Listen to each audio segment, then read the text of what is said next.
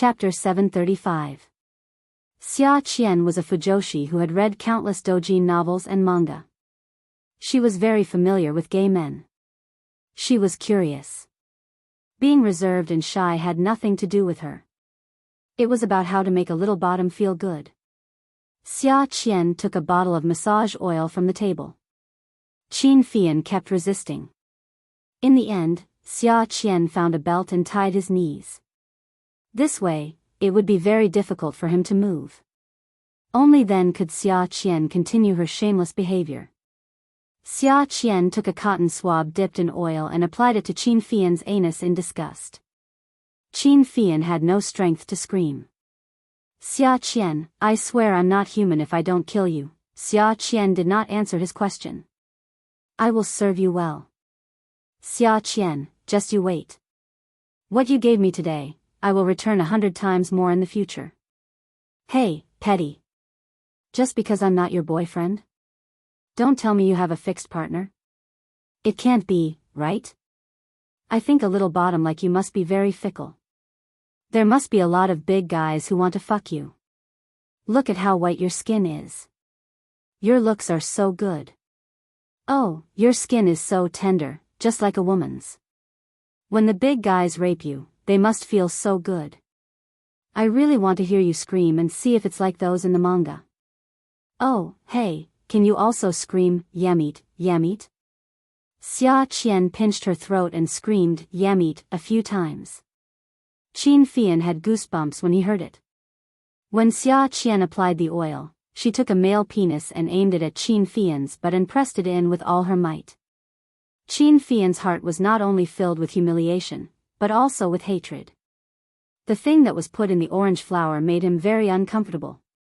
Xia Qian frowned and did not dare to act recklessly.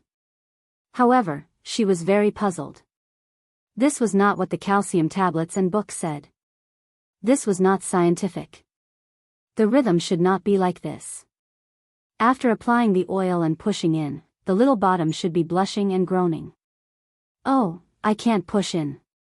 Why are you so tight? Do you usually give oral sex to Mr. Dagong? Qin Fian was in so much pain that he broke out in cold sweat. Xia Qian, how can there be a monster like you in the world? You still have the nerve to call yourself a virgin. Qin Fian, if a person like you were to be placed among women, you would be a green tea bitch, do you know that? You've already done it, but you have to pretend that you don't know anything. People like you're the sinister side characters in the novels. As she spoke, she gently pushed the thing in her hand a little deeper. As she pushed, she played with Qin Fian's penis. Unexpectedly, it was really like what was written in the book. The condom would swell when she touched it. Qin Fian could clearly feel the humiliation. At this time, an even deeper pain came from his back. To protect. Blood flowed from his forehead. Xia Qian was shocked. She just wanted to take revenge on him. She quickly pulled out the stick that was still stuffed in the man's butt and pushed hard. Qin Fian, don't scare me. Qin Fian heard Xia Qian's voice. So this woman actually knew how to be afraid? Just as Xia Qian's hand reached for Qin Fian's nose, he held his breath. Xia Qian was at a loss. Did he die? She just wanted to take revenge on him. She did not expect him to die. Her hand trembled as she called for an ambulance. The ground was a mess. Xia Qian realized that if the ambulance arrived and saw the scene, it would be bad for her reputation. So she hung up the phone and untied Qin Fian. She wanted to cover him with a robe. The ropes on his hands were untied, and the ropes on his feet were also untied. What Xia Qian did not know was that her good days had finally come to an end. Just as the last knot of the rope was untied by Qin Fian, he used his elbow to hit the woman's forehead. Qin Fian, you set me up. Qin Fian wasn't wearing anything. He couldn't care so much. He pressed Xia Qian on the ground and tied her up quickly. When Xia Qian came back to her senses, Qin Fian had already carried her to the bed. He stood up and walked into the bathroom naked. After a while, there was the sound of flushing in the bathroom, and the sound of splashing water could be heard. Only then did Xia Qian realize that her hands were tied behind her back, just like Qin Fian. Her feet were tied in the same position. There was a little more. Qin Fian was much worse than her. His back was bent, and his hands and feet were tied together. There was no chance for her to turn over and sit up. She was scared, really. Only then did she recall the scene of Qin Fian calmly walking into the bathroom naked. There was no anger on his face. Not at all. It was as if he was eating. His expression was calm, and his posture was relaxed. Her heart was beating very fast, as if there was a ghost behind her. After Qin Fian came out of the bathroom, he had a scarf wrapped around his waist. His perfect figure was standing at the head of the bed. Xia Qian looked at Qin Fian. At this moment, Qin Fian had already put on his glasses. A gentle and beautiful man. Look at his smile. His smile was so warm and kind. He was simply a harmless little teddy bear. Qin Fian's smile was just as Xia Qian had imagined. It was not bad at all. It was very gentle. He asked Xia Qian softly, "Qian Qian, do you think I'm handsome?" Xia Qian's saliva was stuck in her throat. She was not used to it, and her face turned red. Goosebumps appeared all over her body. It was too scary. Handsome. At this moment, she did not dare to say that he was ugly, right? She only remembered that he said that she was going to die. Now she still liked to die slowly. Leukemia was not poisoning, so she would not die so quickly. At night, she could still go to eat KFC. Tomorrow, she could go to an 88 yuan buffet. The day after tomorrow, she could go to a 180 yuan travel ticket. After working for so long, her sister usually gave her some money, but she did not spend her salary. She still had more than 3,000 yuan in savings that she had not spent. She had not spent all the money that her sister had given her to buy a car last time. She had not spent all the money. How could she die? Handsome, really. Young Master Fian, you're too handsome. Qin Fian's hand rested on the place where the towel was stuck, as if he was going to pull it away. He said slowly, "Really? I think so too. Then do you think mine is big? Is mine bigger or yours bigger?" After saying that, he smiled shyly. Xia Qian immediately said affirmatively, of course yours is big. How can mine be compared to yours?" Qin Fian had been smiling gently and innocently. His hair was still dripping water, and his eyes behind his glasses were as pure as water. He blinked. "Qian Qian, you're so bad. Your chest muscles are not as high as your breasts." Xia Qian's face turned green, and she choked. "Fian. Young master, a woman's breasts are the same as a man's. If you want to compare, of course you should compare her breasts with yours. Qian Qian, you really know how to talk." Qin Fian kept calling her Qian Qian, and it made Xia Qian's hair stand on end. She did not see him being fierce, and there was no hypocrisy in his eyes. He was blinking innocently, and the corners of his mouth were not crooked. He was smiling sincerely. But look at his hand on his waist. It was obvious that he wanted to remove the towel. That action felt very uncoordinated. Xia Qian trembled. "Young Master Fian, I'm not good with words. I don't know how to talk." "No, Qian Qian is so good with words. She knows everything. She knows popcorn, she knows oral sex. Oh, she's so knowledgeable. I don't know anything. I wanted to ask Qian Qian for advice. Qian Qian just said that my private part is very big. Let me show you again, okay?" The moment Xia Qian heard the words, popcorn, oral sex, she was reminded of the harsh words Qin Fian had shouted when she was teaching him a lesson. She really wanted to kneel on the ground and bow to Qin Fian, but she could not. No, he couldn't do it. He could only howl, "Sir, please spare me.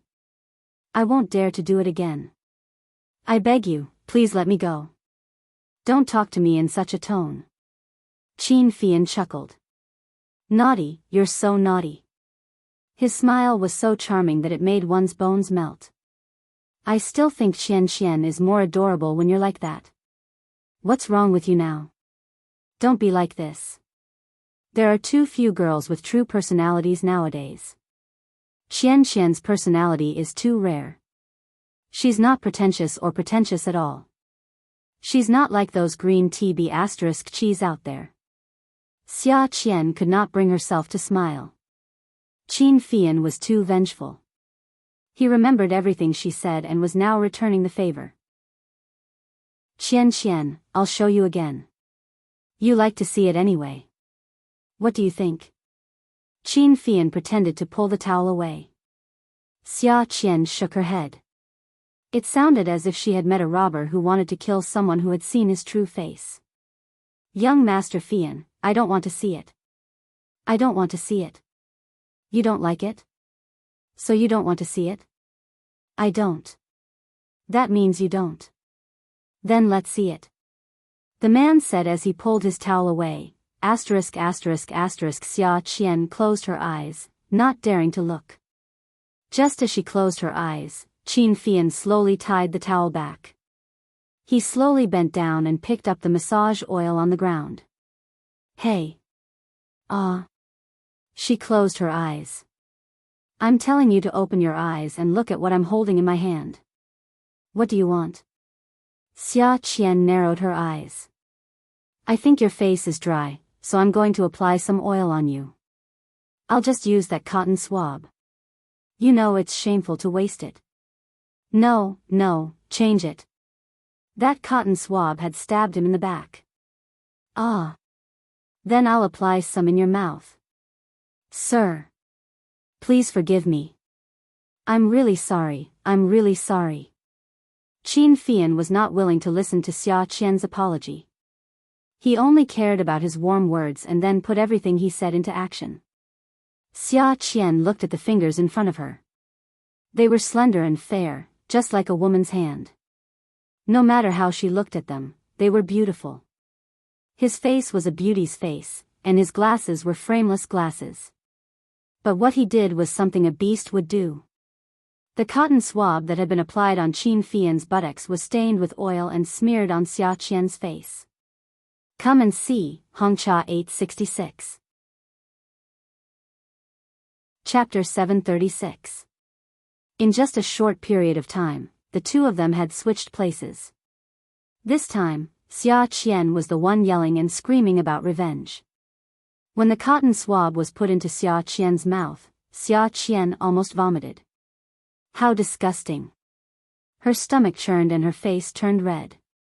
Qin Fian bent over and dipped the cotton swab in oil to brush Xia Qian's teeth. He said calmly, if you vomit and stink the room, I'll find a spoon and feed you spoonful by spoonful. Do you believe me? When Xia Qian heard this, she swallowed the food that had just reached her throat. The man said, He snorted. Xia Qian nodded. I'm asking you if you believe me. I'll use my mouth, I believe you.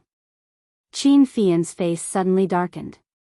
His pupils behind the frames of his glasses shrank. He said fiercely, louder. Xia Qian trembled in fear and said loudly, I believe you. Qin Fian returned to his harmless expression and said gently, that's good. As long as you believe me. Come, I'll brush your tongue and clean it. Open your mouth and stick out your tongue. Xia Qian could only stick out her tongue. The wooden cotton swab handle was longer than the plastic one. Qin Fian only gently held the end. His actions looked very gentle. However, Xia Qian could clearly feel the force on her tongue. What was worse was that the cotton swab was going straight down her throat. She couldn't resist and immediately bit the cotton swab. However, the man turned the cotton swab. The sensitive part of her throat was brushed and she had the urge to vomit just now. Ugh! The man immediately pulled the cotton swab out and pulled a pillow over the woman's mouth. He used force to block it. I said, if you dare to vomit, I'll use a spoon to feed you clean. You don't believe me, do you? 10,000 alpacas galloped in Xia Qian's heart. This beast, he did it on purpose. F***CKU. However, her mouth was firmly sealed and she couldn't curse even if she wanted to. Qin Fian knelt on the bed with one leg. He held the cotton swab in one hand and used the pillow to cover Xia Qian's mouth with the other.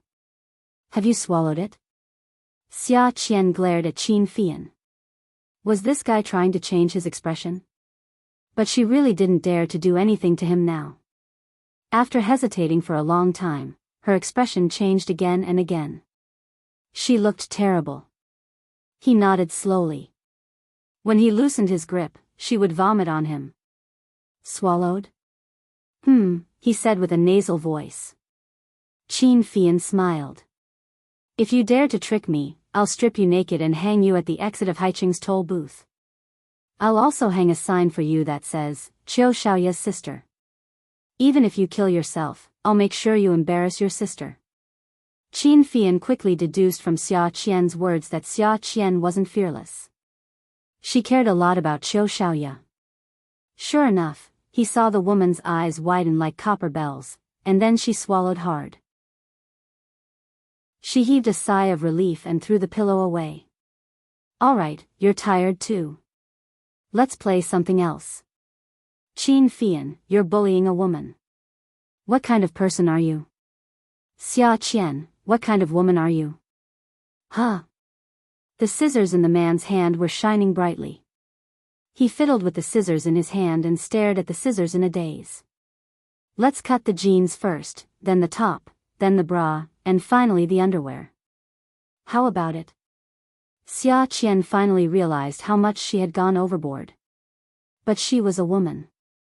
How could she be like this man who had a towel wrapped around his waist and was abusing her? You're shameless. I'm a woman. How could you do this? Qin Fian bent down with a smile.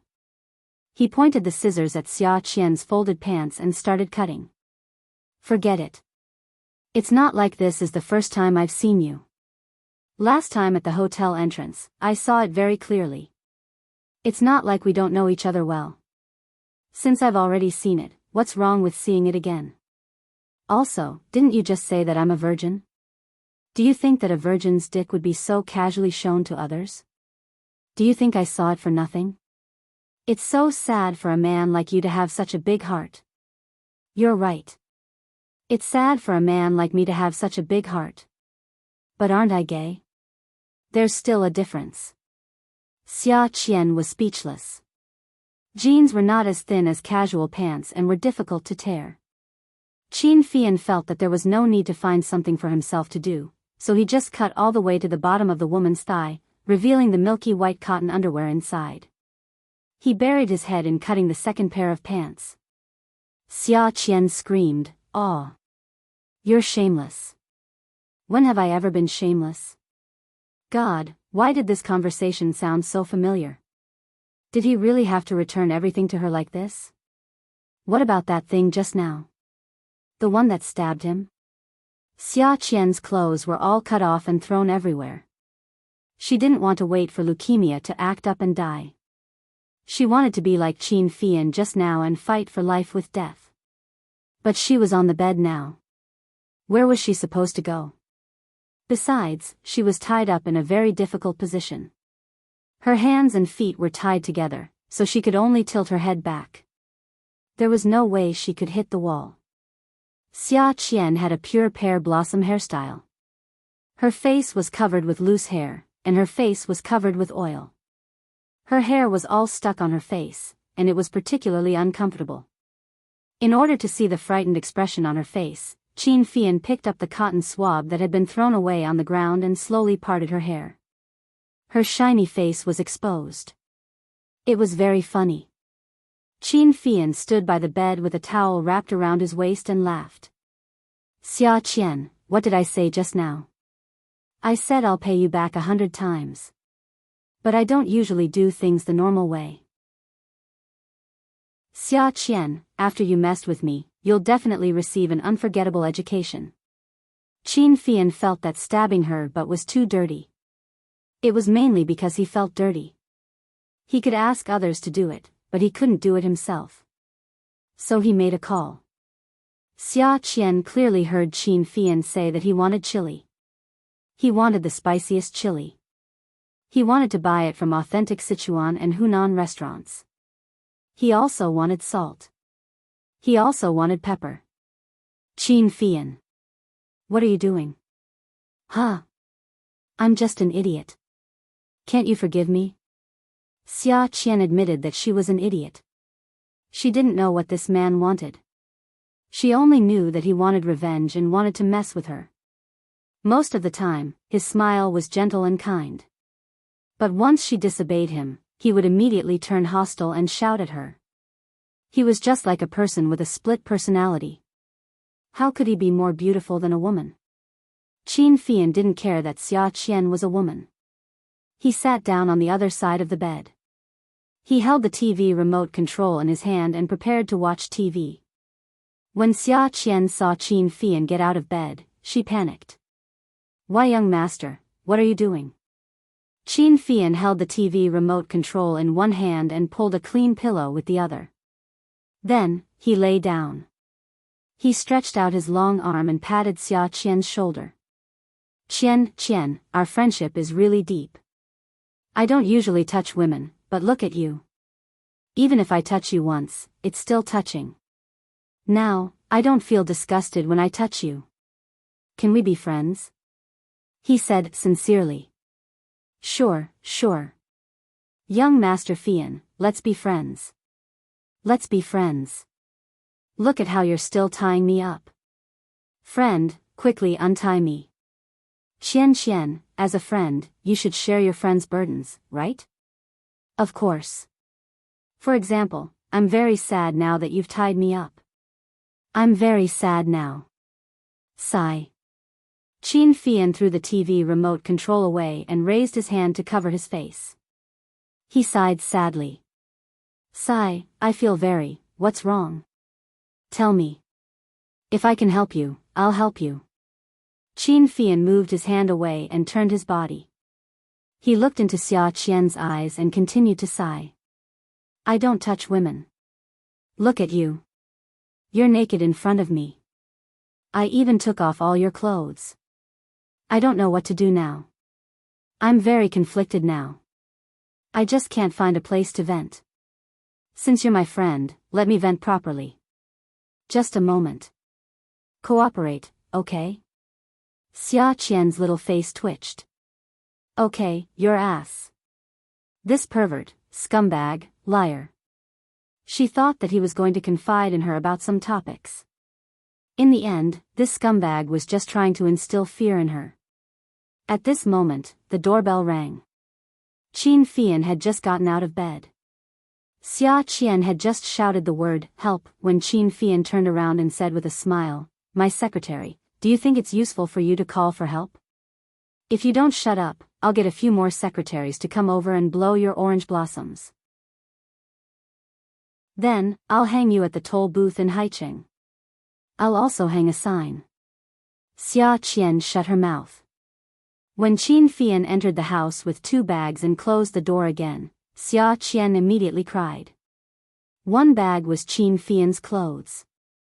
The other bag was full of salt, chili, pepper. Xia Qian felt that Qin Fian was a beast. At this moment, he was slowly putting on his clothes in front of her. After putting on his clothes, he would become a beast in human clothing. The beast in human clothing bent down and picked up the other bag. He looked at Xia Qian with a smile and waved the bag in his hand. He said gently, Qian, come on. Let me vent. Give me a moment. Although Xia Qian was naked, just like when she stripped off Qin Fian's clothes, she still let her fear overcome her shame at this time. Xia Qian was a fool, so she wasn't that afraid of many things. Other than being afraid of ghosts, her reaction to other things was always half a beat slower than others. Even though she was half a beat slower than others, Xia Qian was still scared at this moment.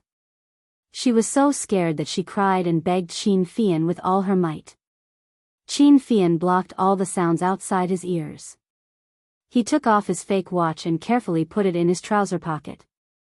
He put on the rubber gloves used for housework and opened the chili, pepper, and salt. There were protrusions in the palm of the gloves. It was probably designed by the manufacturer to prevent the bowls from slipping. However, Qin Fian wore such gloves and rubbed them hard on Xia Qian's body. What did it mean to have tender feelings for the fairer sex? Qin Fian never had such an idiom in his eyes. He had always been patient with Xia Qian. If it weren't for Zhuang Yichen and his sister-in-law, he would have dealt with Xia Qian long ago. However, this woman didn't seem to appreciate it at all. She took an inch and wanted a mile. A powerful novel, Songshu 566. Chapter 737. Even if the woman he massaged was always crying and begging for mercy, he could still make himself unable to hear her voice at all. He hated women who cried the most. Qian was ashamed of everything. Women should always be smart, witty, humorous, kind, and cute. Xia Qian was definitely not a woman. Qin Fian was not sexually assaulting Xia Qian, he was purely massaging her. When her legs were red, he began to rub her stomach, then her chest and arms. Finally, he loosened the ropes around her hands and feet and began to scrub her back. Qin Fian used a lot of strength, but his words were gentle and touching. Qian, how's my technique? It's many times better than those Thai masseurs, right? Young master, I'm wrong, please forgive me. Xia Qian could no longer scold Qin Fian. She had never encountered such a situation and had no idea what this man was trying to do. When Qin Fian bent down to rub Xia Qian's back, there was a large piece of flesh on her back. It was wrinkled and disgusting. He didn't pay much attention to it just now. He frowned. The scar on your back is really ugly, but the rest of your body is fine. My sister said that my back is full of burns. I've been getting skin grafts every year, and now there's only this one left. Young Master Fian, please stop rubbing. I don't know if the grafts will spoil. 55555 Xia Qian sobbed and pitifully tried to gain sympathy. Qin Fian did not like people who had plastic surgery. He looked at her back in disgust. Skin grafts? You actually had plastic surgery? You used to be very dark, but now you're so white. Xia Qian really wanted Qin Fian to be merciful. I've had plastic surgery before too. Don't rub it on my face. My skin is not, mostly my own. Young Master Fian, please don't, rub it on me. But the more Qin Fian heard Xia Qian say not to rub her face, the more he rubbed on her face. Qin Fian pinched the woman's chin with a pair of plastic gloves. Where have you had plastic surgery? Xia Qian confessed truthfully, I used to have double eyelids. I used to have very fat single eyelids. Qin Fian stared at Xia Qian's eyes. Fat single eyelids? It's gone.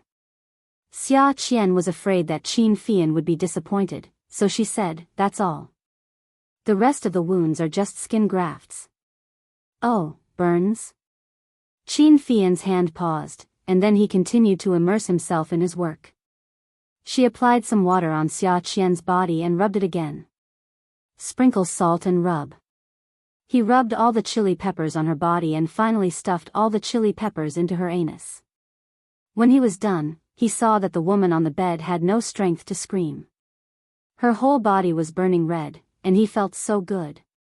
Xia Qian's body was burning with pain. Every part of her body felt like it was being burnt. She no longer scolded or begged for mercy. Her consciousness was getting blurry. Her body was on fire. Every inch of her body was on fire. She couldn't see her whole body turning red. She could smell the burning smell. There was an 11 or 12-year-old girl with a ponytail standing in a courtyard house in a village in horror. The large beams of the house had collapsed. The beams had been burnt black by the fire and had cracked into turtle shells. The surroundings were filled with thick smoke, making it difficult for people to see clearly. However, they seemed to be able to smell the thick smoke, making them choke with a tear-inducing smell. There were two adults sleeping beside her, a man and a woman in their 30s. They were covered in burns and didn't move at all. On the other side of the courtyard, there was a little girl sitting on the ground and crying uncontrollably. The girl didn't dare to move. Pieces of burning wooden beams were falling from above her head. She only dared to lift her sleeves to wipe her tears. Then she looked at the little girl with ponytails and cried her heart out. The little girl with ponytails ran from the other side of the corridor. She ran to the little girl with ponytails and said, "Sister, run. Bing Dan, I sprained my ankle. I can't stand up. I'll carry you. Bing Dan, run quickly. It's going to collapse. My parents are dead. I won't run. I'll carry you. You go find your parents." There were waves of thick smoke. The fire was burning more and more fiercely under the gusts of wind. Xia Qian couldn't see clearly. She could only see the pillars falling and the beams collapsing. The beams were burnt into black charcoal, and the black charcoal was covered in demon-like flames. Xia Qian could hear the sounds of people putting out the fire from all directions. She clearly saw the little girl with ponytails carrying the little girl with ponytails on her waist. As they ran, something fell down. It was hot and heavy. Xia Qian felt it. She threw the little girl with ponytails away. She looked at the middle-aged man and woman in the courtyard and cried. "Mom! Mom!" Her whole body was on fire. Someone was shouting, "Little Bing Dan, Little Bing Dan." Qin Fian looked at Xia Qian convulsing. Her whole body was as red as a boiled crab. The bed was a mess. Chili peppers were spilled all over the bed. The woman was placed on the bed like a piece of cured meat for him to vent his anger. He looked coldly at his masterpiece. Then, he took off his glove and put on his fake watch. "Mom. Dad," the almond-shaped eyes behind his spectacles narrowed. He bent down and leaned close to the woman's ear. He quietly listened to the muffled murmurs. "Mom. Mom. Run quickly." Qin Fian stood up. He was a little anxious. His hands were trembling.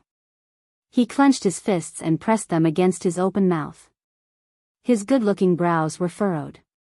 "Mom?" Haicheng was a provincial city. Qiu Xiaoya and the rest were all from Haicheng. The children here didn't call their parents daddy. Their mommy was already very kind. Ma? There were no ethnic minorities here.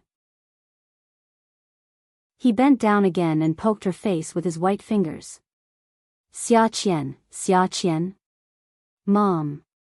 I want fruit candies. Today, I want 2 pieces." Qiu Xiaoya and Zhuang Yichen didn't know that Xia Qian was sent to the hospital. Jiang Zhao was in the ward. Looking at Qin Fian's sloppy appearance, he gritted his teeth. "Qin Fian. Let's see how you explain this to Yichen. You know that Qiu Xiaoya treasures her sister like her own life. Just wait for Qiu Xiaoya to fight with you. Hey, brother, be fair. I'm just taking revenge on her. You didn't see how she treated me. Oh, so I'm just going to let her torture me and not fight back at all? Then won't she ride on my head in the future? Qiu Xiaoya will fight with me? When Xia Qian was messing with me, shouldn't she be waiting for the Qin family to fight with her?" Qin Fian didn't look Jiang Zhao in the eye. He leaned against the wall and crossed his arms, retorting loudly with a guilty conscience. Jiang Zhao hadn't been happy about being a father for more than a few months. He was playing at the amusement park with his wife and brother-in-law when he received such a call. He was furious. "You're the same as Xia Qian. You know that you're always stupid. Are you also stupid like her?" Qin Fian didn't feel good being lectured. He stood up straight and said self-righteously, "There are so many stupid people. I should give in to them, right?" Jiang Zhao said sternly, "She has a special relationship with Yichen. Can't you at least show her some mercy for Yichen's sake?" "How can I show her mercy? She didn't show any mercy when she messed with me. Call Zhuang Yichen. We can't keep this a secret." Jiang Zhao thought about it and took out his phone. Qin Fian snatched Jiang Zhao's phone and took out his own. I'll take responsibility for what I did. I'll talk to him myself. He dialed the number. Ichen, come to Renxin Hospital. I applied chili all over Xia Qian. She's unconscious now and is on an 4 drip. There was no Zhuang Yichen's voice on the other end of the line. Instead, there was Xiaoya's roar. Qin Fian. I'm going to kill you. Qin Fian trembled when he heard this. It was as if she really wanted to kill him. Xiaoya threw the phone and rushed into the kitchen without taking her handbag. She grabbed a kitchen knife, opened the door in her slippers, and rushed out. Zhuang Yichen's expression changed and he quickly followed her. Xiaoya drove her own car and sped all the way, ignoring the traffic lights. Zhuang Yichen's car was behind Xiaoya's. He caught up with her a few times, but Xiaoya shook him off. Zhuang Yichen felt that the situation was serious and he quickly called Qin Fian. Qin Fian, you're AF * King Beast. You know that Xiaoya cares about her sister, but you're still so F * King Ruthless.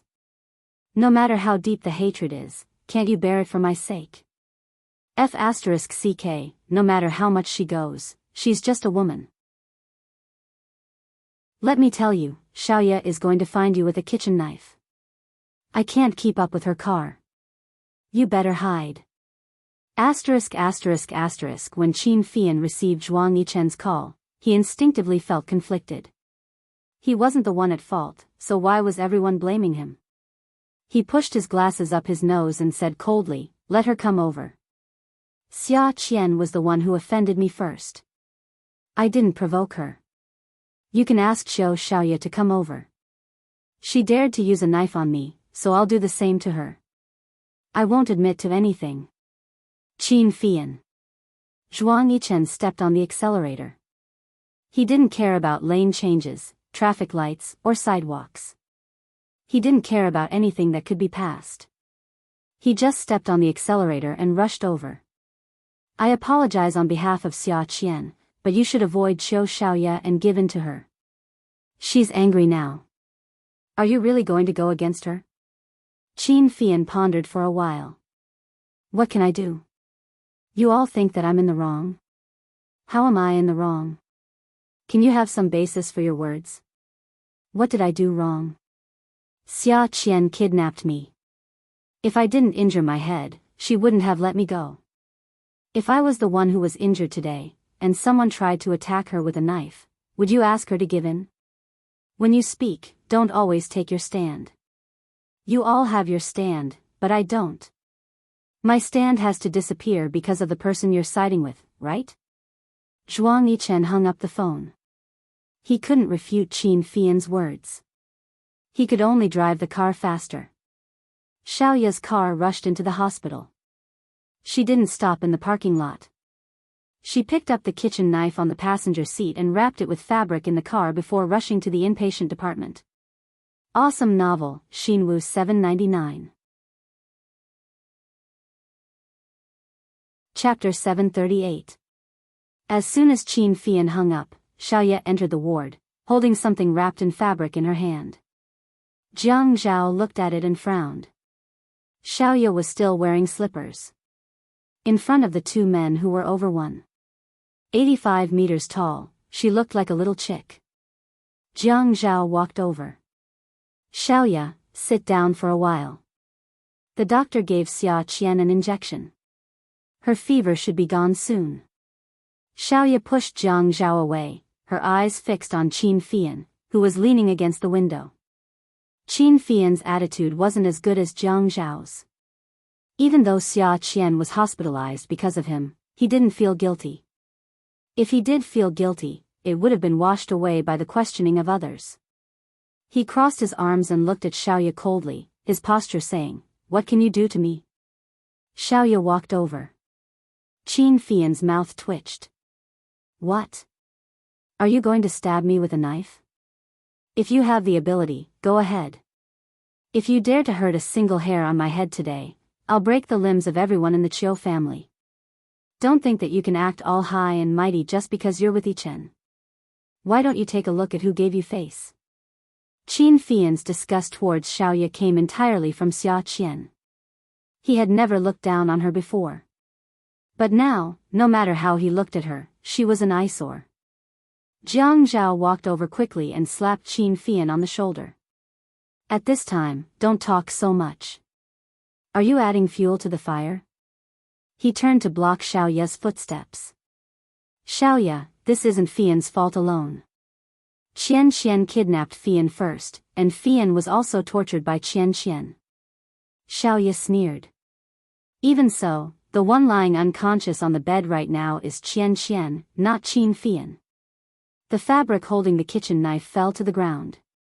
Xiaoya raised the kitchen knife and threw it at Qin Fian. Qin Fian thought that Xiaoya would raise the knife and slash at him. He didn't expect her to throw it through the air. He dodged, and the blade fell on his wrist, which instinctively covered his head. Dang! A loud sound was heard. Fian. Jiang Zhao didn't react in time and couldn't defend himself from the front and back. Xiaoya wanted to rush over to snatch the kitchen knife from the ground, but two long arms suddenly wrapped around her from behind.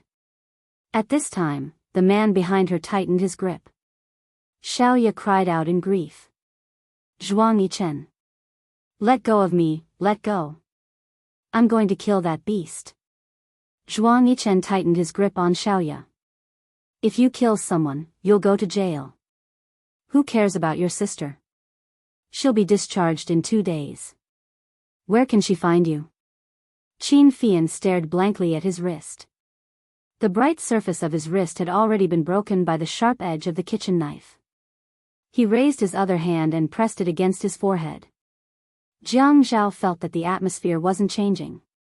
He reached out and pulled him. Fian. Qin Fian slapped away Jiang Zhao's hand. He shook his shoulders, took off the glasses on his nose bridge and smashed them on the ground. He raised his foot and crushed them. Don't meddle in other people's business. Qiu Xiaoya smashed my surface. I won't let anyone King meddle in today's matter. Zhuang Yichen had always known that Qin Fian was wearing a fake watch. So he never wore the watch in his collection. At least, when he met Qin Fian, he never wore that watch. Fian, let's forget about this. Xiaoya smashed your watch. I'll pay for it. I have an identical one at home. Who cares about your watch? Qin Fian walked step by step towards Xiaoya. Xiaoya was like a fighting rooster preparing for war. Her feathers stood on end. Jiang Zhao knew Qin Fian's personality. He liked to pretend to be refined, afraid that others would think that he wasn't cultured enough. He always wore all kinds of glasses without lenses. He said that wearing these things made him seem easier to get along with and made it easier to do business. His spectacles were his outer clothes, but he had viciously stepped on them and shattered them. He was angry. Qin Fian was angry. Today's matter wasn't started by him, but everyone was blaming him. It made him angry. He felt wronged. He could endure it. After all, as Qiu Xiaoya said, the one lying unconscious on the bed was Xia Qian, not him. But Qiu Xiaoya smashed his watch. He couldn't take it anymore. Qin Fian grabbed a stool, raised it, and threw it at Xiaoya. Zhuang Yichen had never seen Qin Fian hit his friend or his friend's woman. This was the most serious thing he had ever done. In this circle of friends, everyone knew how to endure. If they wanted to mess with someone, they would do it behind their backs. If they were forced to do it openly, then it would be like a volcano erupting. Hugging Xiaoya, he turned around and smashed the stool onto Zhuang Yichen's back. Xiaoya was stunned. Seeing Zhuang Yichen block the stool for her, her eyes turned red. Zhuang Yichen snorted through his nose. Qin Fian's target was Qiu Xiaoya. He didn't hurt her, so he couldn't take it lying down. He raised the stool, intending to go around Zhuang Yichen's back and hit Xiaoya. Jiang Zhao saw that Qin Fian wasn't going to give up until he got what he wanted. It was useless to persuade him. At first, he was afraid of his words, "I'm not done with whoever dares to interfere in today's matter." But now, he couldn't do anything about it. When he hugged Qin Fian, he realized that his little brother was too hard to control.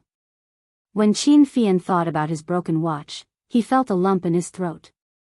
It was so bad that he almost cried. If he wasn't wearing this watch today, his wrist would have been broken by Qiu Xiaoya. Qin Fian went crazy and wanted to take revenge on Xiaoya. Xiaoya was also shocked by Qin Fian's behavior. Jiang Zhao kept persuading him, "Fian, I'll take your watch and get it fixed. Can you change it to an identical watch cover?"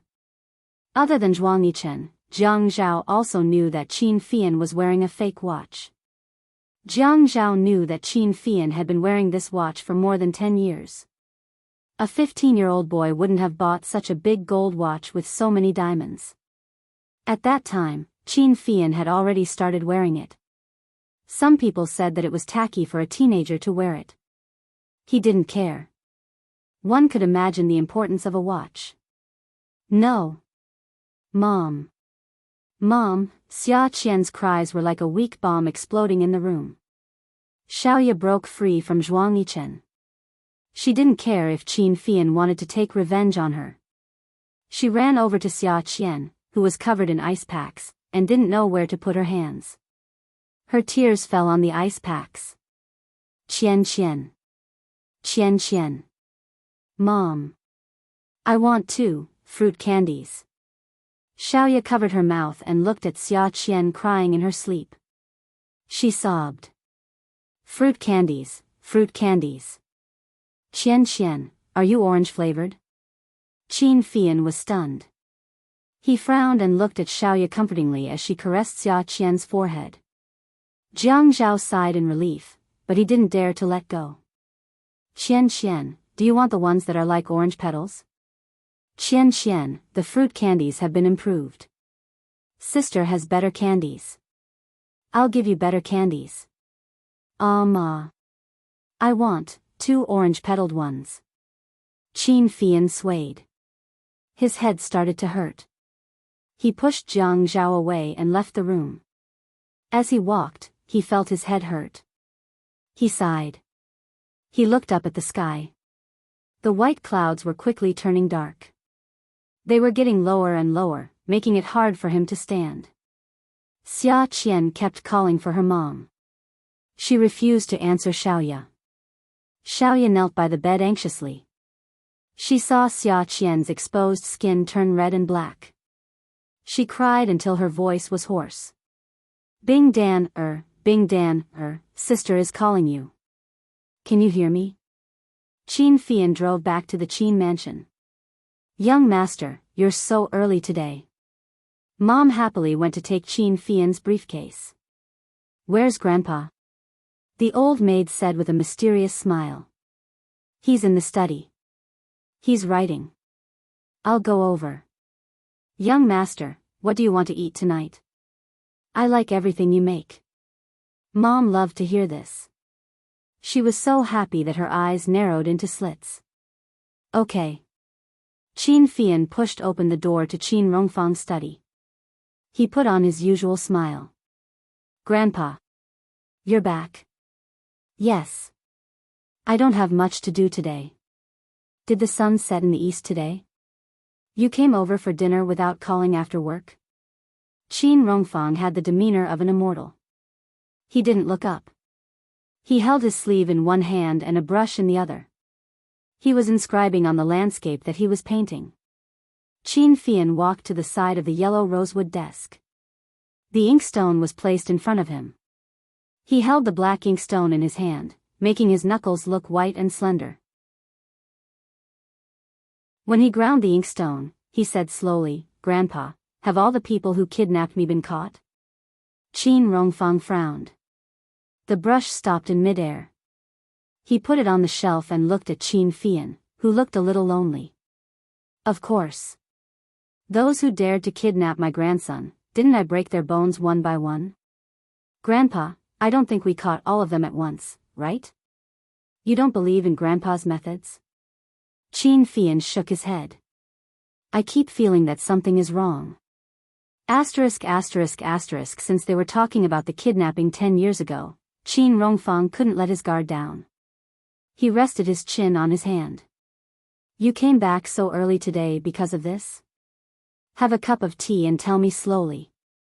Qin Fian put down the ink in his hand and wiped his hands with a wet towel. The aroma of tea filled the air. Qin Fian didn't like drinking tea.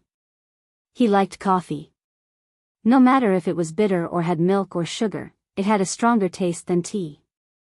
He liked the taste of something fresh and more intense. Even if Qin Rongfang had opinions about his preferences, he wouldn't interfere too much. At most, he would say that he worshipped foreign things. Today, looking at his grandson who was frowning after drinking his partner's coffee, Qin Rongfang made the tea even more slowly. Fian, what do you want to say? Grandpa, how many people were involved in the kidnapping of me? 9. Qin Fian said again. But at that time, you paid the ransom. After the kidnappers were all caught, the ransom disappeared. Don't you think there were some fish that escaped the net? Qin Rongfang pondered for a moment and said, it was said that the ransom was taken away by the local villagers. No one was willing to say anything. We checked and it was indeed so. Looking at the thoughtful Qin Fian, Qin Rongfang asked, Fian, you also hid some things from Grandpa back then, right? Qin Fian didn't say anything. Qin Rongfang said again, since you came back, I found that you were a little strange. How am I strange? Add. Hongcha 866. Chapter 739. Qin Rongfang took a sip of tea. Grandpa has asked you many times, but you were unwilling to tell me. I was also afraid that the incident had traumatized you, so I didn't ask.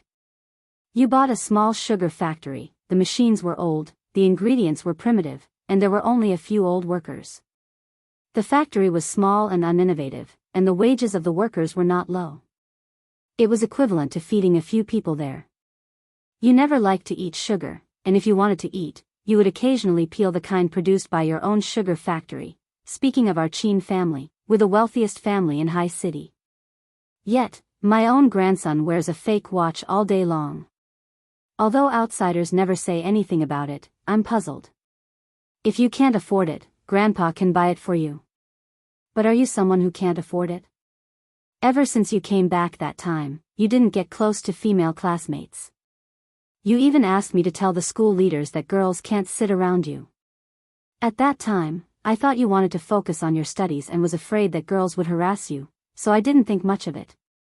But later, you became more and more ridiculous, and even told the public that you were gay. Fian, Grandpa doesn't know how much trauma that kidnapping caused to you, but the psychological consultation said that the impact was not big. But with your various changes, Grandpa can't help but worry. You're not young anymore, and Grandpa is old. Grandpa can't force you to do anything, but you're the only child of the Qin family now. You're right. Your sister-in-law is pregnant with twins now, and you want to give one of them to Grandpa to take the surname Qin. But if it's a boy and a girl, do you think Grandpa will have the face to snatch a grandson from the Jiang family to take the surname Qin? Even if Grandpa Jiang agrees, Grandpa can't do such a thing. Zhao Zhao's job doesn't allow him to have a second child. Grandpa can't do such things that make things difficult for others. Can you understand Grandpa's painstaking efforts? Qin Fian did not answer. Grandpa, these years, I've been looking for someone. A girl? Yes. Qin Rongfang was so agitated that he almost knocked over the teacup in his hand. Tell me, Grandpa will find her for you. Qin Fian lit a cigarette in annoyance. He rarely smoked. At home, Qin Fian did not allow the younger generation to smoke in front of him. Today, he let Qin Fian do as he pleased. He even patiently waited for him to finish smoking before talking to him. Qin Fian exhaled a puff of smoke. The place where I was kidnapped was Wanderer Village, but I lived in Starfield Town for a period of time. I took the bus back to Sea City by myself, so I didn't tell you about this. Qin Rongfang's joy was suddenly covered up. You bastard. You didn't mention this part. What if there are some clues missing? What if something escapes the net? Qin Fian sighed. I was afraid that you would disturb the peace there. My benefactor lives in Starfield Town, and I visit him every year. In fact, I only didn't go the first year because you kept a close eye on me. But after that, every time I went, I only saw an empty courtyard. Then why are you telling me all this now? I was thinking that you hid the information about the kidnapping of me very well. Can you show it to me now? I want to see if it's because you saved me, and if that family was implicated. How could it be that they disappeared overnight? The villagers all said that the family went to the market and never went back. Chin Fian took a deep puff of the cigarette. After a while, he exhaled the smoke. The smoke swirled in front of him, grayish-white. It was smoking, and those wisps were fading away, circle by circle, but some memories seemed to be engraved in his bones and could not fade away at all. Hey, my name is Bing Dan, You country people's names are really old-fashioned. Ma said that my name is very nice. Here's some candy for you. Today, Ma gave me 2 orange-flavored candies. Look, these orange petals look like oranges. We have a lot of candies at home. They're better than this. Then give me your candy. I don't give my candy to outsiders. I'll get you out of here. When you grow up and marry me, I won't be an outsider anymore. I can eat your candy. Okay, if I get you out of here, I'll give you my candy. No. You still want to marry me. Okay, I'll marry you. Then you can't divorce your wife like Father Nyo on the slope. Your mouth can't be like those people on TV, and you can't just let others kiss you. Okay, if you get me out of here, I won't kiss anyone else in the future. I'll only kiss my wife. Tomorrow, I'll let the children from the same village come over to herd the cows. I'll also bring my family's cows. My family is very rich, and we have 3 cows. When the time comes, I'll fence the cows, put you in a straw basket, and get you out of here. No one will find out. When you marry me, I'll ask my amma to give me the 3 cows as my dowry. What do you think? Not enough. You have to give me a watch as my dowry. I want a very expensive watch.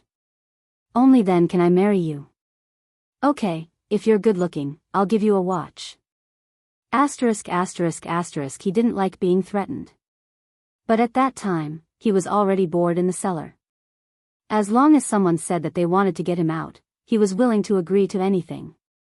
Anyway, after he got out, he could go back on his word. Bing Dan told him that in her village, the 14-year-old swallow was already married, and the 16-year-old red plum was already a mother.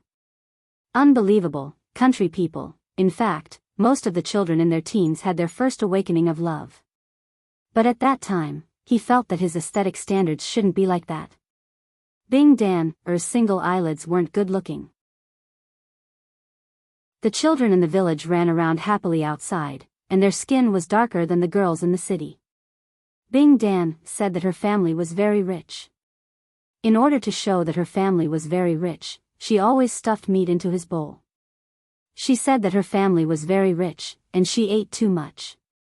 She was annoyed when she saw meat. Bing Dan was only 12 years old at that time. Chin Fian's vision was a little blurry. He touched his nose. Looking at the cracked surface on his wrist, his heart ached. He didn't know where she stole this watch. She went to the city with her pa that time and didn't get hurt when they came back. Even her pa didn't know. In his eyes, Bing Dan was extremely smart. At that time, she probably wanted to prepare a dowry and marry him. She even said shamelessly in front of him, "I stole it because that person said that this was the most expensive watch."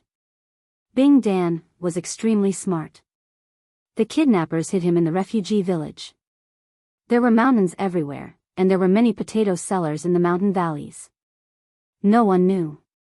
But Bing Dan could get a group of cowherd boys to cover up. They could smuggle him out of the potato cellar and steal the watch as a dowry. Bing Dan had a pair of single eyelids, but her eyes were especially bright. It was her pupils that were especially bright, and she always had a lot of ideas. He remembered that she always ran away happily. Back then, Bing Dan liked to fold candy wrappers. She would keep the candy wrappers after eating it and fold them into butterflies or dragonflies. At that time, she brought him out of the refugee village and brought him back to Starfield Town. He stayed at her house, and there were candy wrappers and dragonflies strung together under the mosquito net. When he left, she gave him packets of candy wrappers. When he couldn't find her, he followed the address on the candy wrappers, found the sugar factory, and bought it. He originally wanted to torture Xia Qian to death, but when he heard Xia Qian call out, "Mama," again and again, he had the urge to cry. At night, in Xia Qian's ward at Renxin Hospital, Qin Fian peeled off the candy wrappers. The candy wrappers made a cracking sound, and the petals of the past started to rain in his mind. It rained flowers all over the sky. He pinched open Xia Qian's mouth.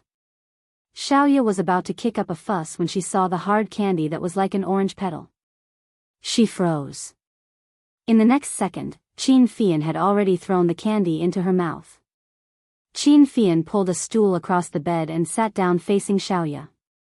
"Xia Qian should be from Starfield Town, right? How did you know?" Qin Fian's heart skipped a beat, but he still hoped that he could calm down. Maybe she wasn't. A 12-year-old girl couldn't have changed so much in just 10 years. His impression of Bing Dan was completely different from Xia Qian. Bing Dan was 10,000 times smarter than Xia Qian. Then why did all of their families disappear in just one night? I've also checked, and they don't have any relatives. Qin Fian couldn't help but laugh when he saw Xia Qian, who was sleeping soundly, sipping the candy in her mouth with a "bayubiu" sound. Only then did Xiaoya see the candy wrappers in Qin Fian's hands. These kinds of candies didn't exist anymore. Bing Dan liked to carry these candies with her when she was young. She stared at Qin Fian for a long time before saying, "We're very distant cousins." The locals don't know. Late at night, Qin Fian walked out of the hospital. He started to beat his chest with all his might. As he beat, he kicked everything that could be kicked. The person he had been looking for more than 10 years had been tortured so badly by him. Xiaoya's sobbing voice still echoed in his ears as she recounted, "At that time, they came to visit our relatives. At first, I despised them because they were from the countryside and I didn't like them very much. My mother always praised her for being hardworking, so I disliked her even more. At that time, our family went to the countryside to avoid the summer heat. A fire broke out at a farmhouse and her parents were burned to death. She was seriously injured because she tried to save me. My parents almost used up all their savings for her treatment and skin grafting.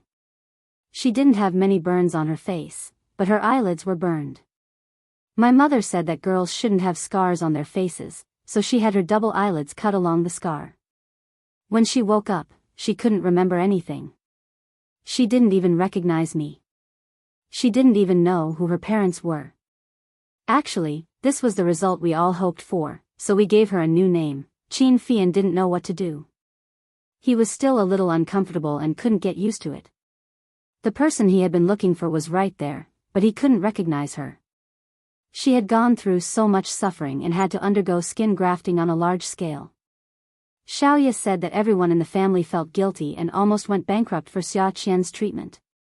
They were afraid that if something went wrong, it would cause a girl to regret it for the rest of her life. When he was rubbing her body, he heard her begging him.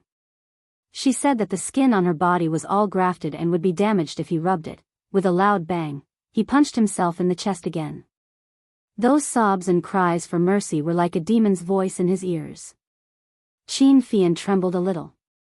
He sat in the car and locked himself in. He laid the seat flat. He thought that he might as well sleep like a log. When he was in the dark potato cellar, he only ate sweet potatoes. Come and see Xinwu 799. Chapter 740. She would always knock on the wooden board. When she heard his voice, she would throw a candy to him through the crack, saying that her family was rich, so she had candy to eat. Sometimes, she would wrap a boiled egg in the paper of her exercise book and throw it in for him. Later, she said that she didn't want to marry him at first, but because he was pretty, even though her family was rich and giving him 3 cows was a little too much, he was pretty and she thought about it.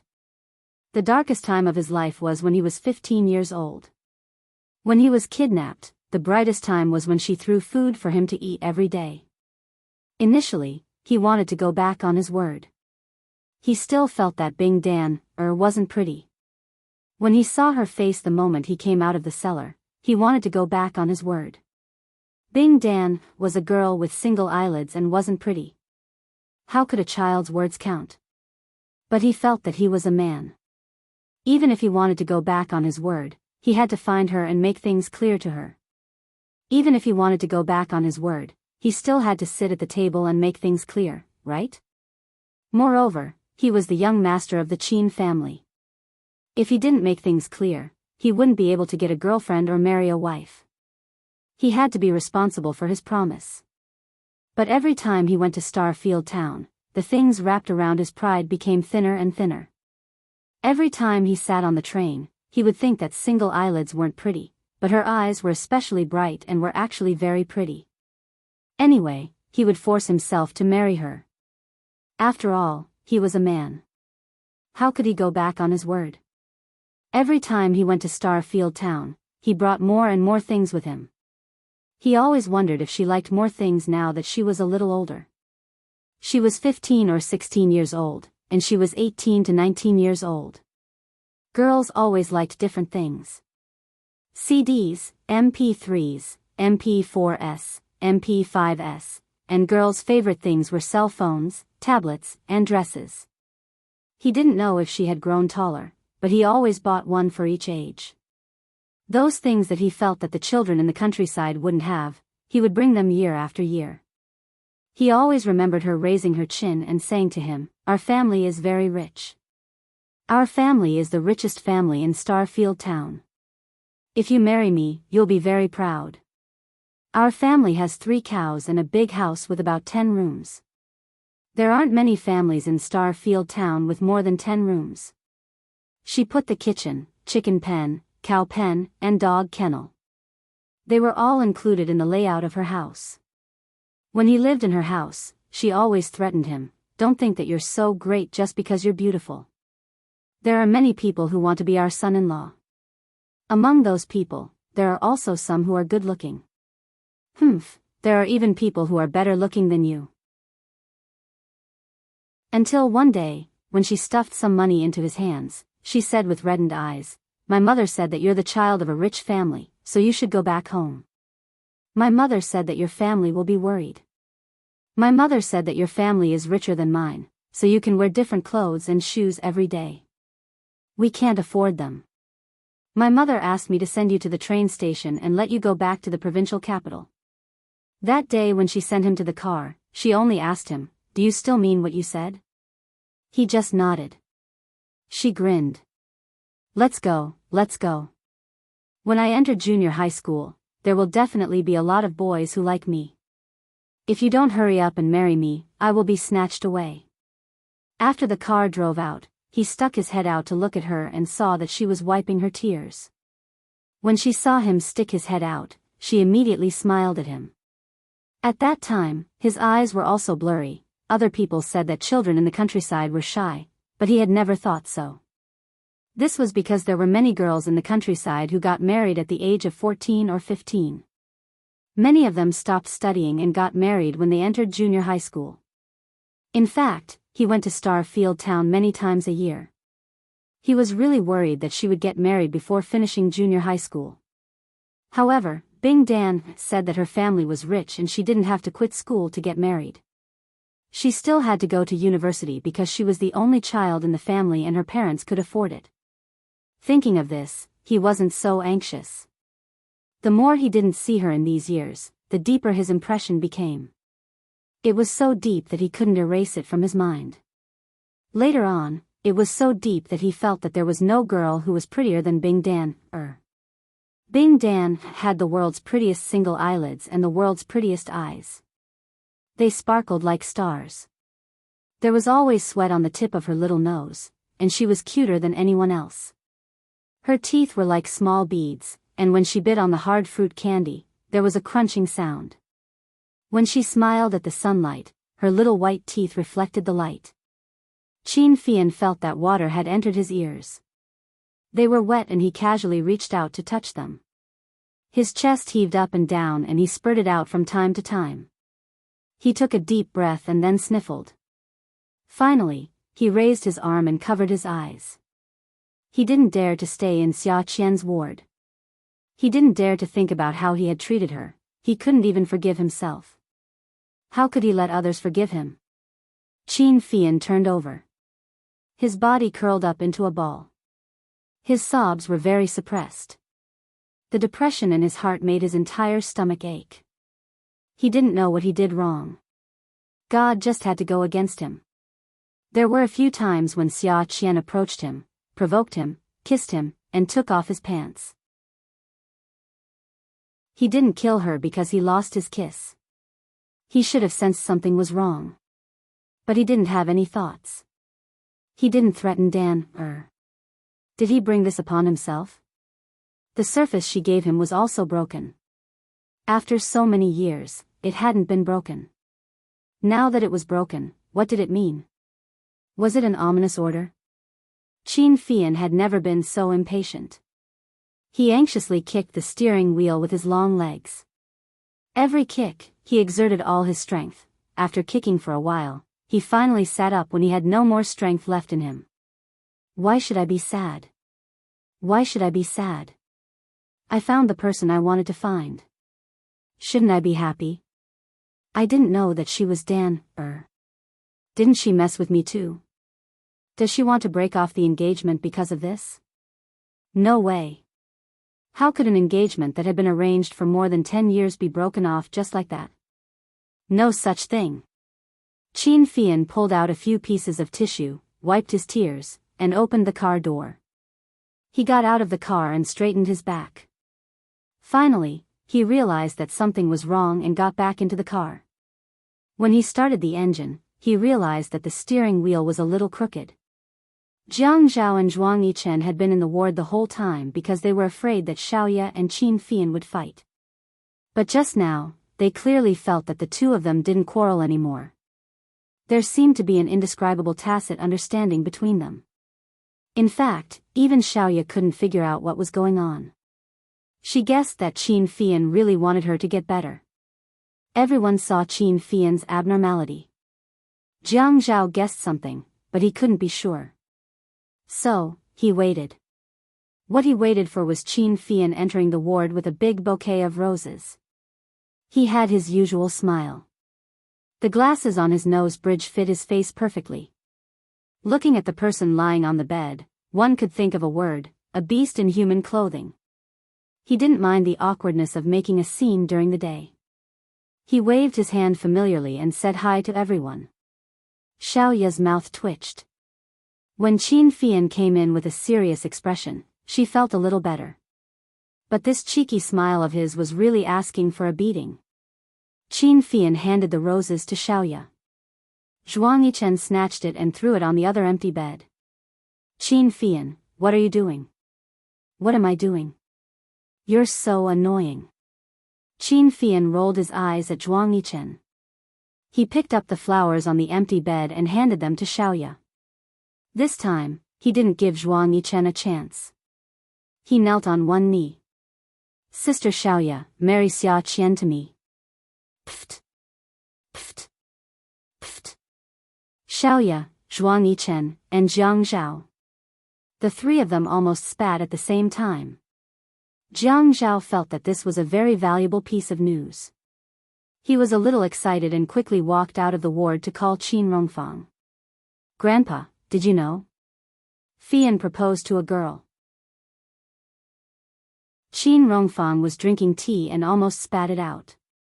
He clutched his chest and quickly made himself lie flat on the sofa to calm his heart before asking, Really? Really, but that girl is in the hospital now. You know her too. Last time, she ate stinky tofu and kissed Fian. Later, when Yin Yi and I returned to Jiang District for our wedding, she was the bridesmaid, Xia Qian.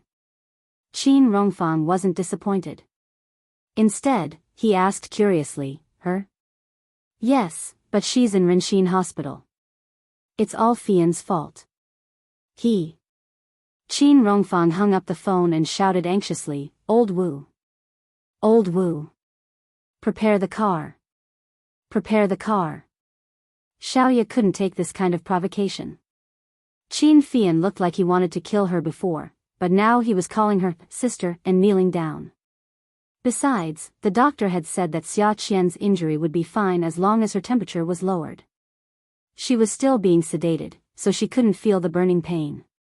Her fever should be gone by noon tomorrow. It wasn't a terminal illness, so he didn't have to take such responsibility. But Qin Fian looked very serious. Zhuang Yichen put his hands on his waist, bent down, and moved his face in front of Qin Fian. He frowned as if he was studying a cultural relic. "Hey, Fian, your rhythm isn't right." Qin Fian glared at Zhuang Yichen and snorted. "My rhythm is always right." Then he continued to raise the flowers in front of Xiaoya. "Even if you want to pretend, don't harm my sister-in-law," Zhuang Yichen added. When Xiaoya heard this, she suddenly remembered that Qin Fian was gay. Damn, wasn't she pushing her own sister into a fire pit? "Qin Fian, get up. The doctor said that she didn't burn anything. My sister doesn't want you to take responsibility." "Ah, why don't you want me to take responsibility?" Qin Fian was confused. "That's not right. I really want to take responsibility. Why don't you let me?" Zhuang Yichen swallowed again and reached out to touch Qin Fian's forehead. "You don't have a fever, do you? Did your boyfriend fight with you?" Qin Fian slapped Zhuang Yichen's hand away in annoyance and stood up with a whoosh. He shoved the flowers in his hand into Xiaoya's hand and said righteously, "Anyway, I don't care anymore. Since you don't want me to take responsibility, then let her take responsibility for me. After this incident, my heart has been seriously damaged. Do you know what she did to me? Not only did she strip me naked, she even broke my orange flowers." Pfft. Pfft. Welfare, Hongcha 866. Chapter 741. Qin Fian glanced at Zhuang Yichen and Xiaoya. At this time, he sat on Xia Qian's bed. After sitting on it, he propped himself up with his arms and stood on his tiptoes. He looked calm and composed, as if he was the host. "Since you think that Xia Qian's injuries aren't serious and that she'll recover soon, I'll tell you how serious my injuries are." Qin Fian grunted. "Don't think that I look like a good person who's fine right now. My heart has been hit hard. Do you know how fatal the blow to a man's self-esteem is when he's kidnapped by a woman, a short woman?" Qin Fian talked about his own pain, but there was no sadness on his face.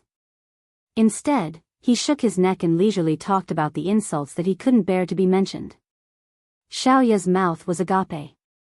She had seen a lot of shameless men. Really, she had seen a lot of beasts in the upper class. Sometimes, she could hear those rich playboys say shameless things outside the changing room. But Qin Fian was like this. She really felt ashamed for him. How was he shameless? He had no face at all. "Qin Fian, you can't blame Xia Qian for this. You've had many enemies." Ever since she found out that Xia Qian had provoked Qin Fian first and that her body was fine, she didn't hold a grudge against Qin Fian. Now that she heard that a gay man wanted to marry her sister, she could only persuade him patiently. She was afraid that this man would give up and hurt her sister. "Yes." Qin Fian raised his hand and pointed at Xiaoya. He snapped his fingers beautifully. "Xiaoya, Jia is right." He tilted his head and looked at Zhuang Yichen, who was studying him. He rested his chin on his hand. "Hey, Yichen, did you hear what Xiaoya said?" "Well, Qin Fian, I think there's something you need to change. One is Sister Xiaoya, and the other is Yichen. Shouldn't you unify your seniority?" Qin Fian shook his head. "Why should I correct it? I call you Big Sister just like my wife. You haven't gotten your marriage certificate with Big Sister Xiaoya yet. We can't mess this up. If brother-in-law changes in the future, I'll be calling you Big Sister for nothing." After saying that, he looked at Xiaoya and said, "Right? Sis." Xiaoya rolled her eyes. He was already calling her his wife. Damn, Qin Fian's marriage speed is like a rocket. Qin Fian changed his words very quickly. Zhuang Yichen gritted his teeth and raised his foot to kick Qin Fian's leg. Qin Fian jumped up from the bed to dodge. Zhuang Yichen glared at him. Qin Fian. I never knew that you were so annoying. Sis, look, he's afraid that I'll tell the truth. Xiaoya waved her hand. Stop calling me sis. You're making me sound old. I still have to call you sis, sis, sis, sis, sis, sis. Qin Fian placed his hands on his waist and began to do the 8th set of radio calisthenics. His butt moved in big circles as he said lazily, you said it yourself. We've had many feuds, and she's always the one looking for trouble, right? The first time, she ate stinky tofu and even bit me.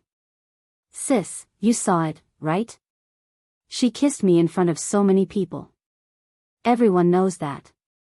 That was my first kiss. How could she take it away just like that? Xiaoya face-bombed. Zhuang Yichen simply sat down and flipped through the magazine. Don't talk about integrity with a young master who says that he's gay every day. He doesn't have it at all. If he did, he definitely wouldn't let anyone know that he's gay. The second time at the swimming pool, she took off my pants. You all know about it, right?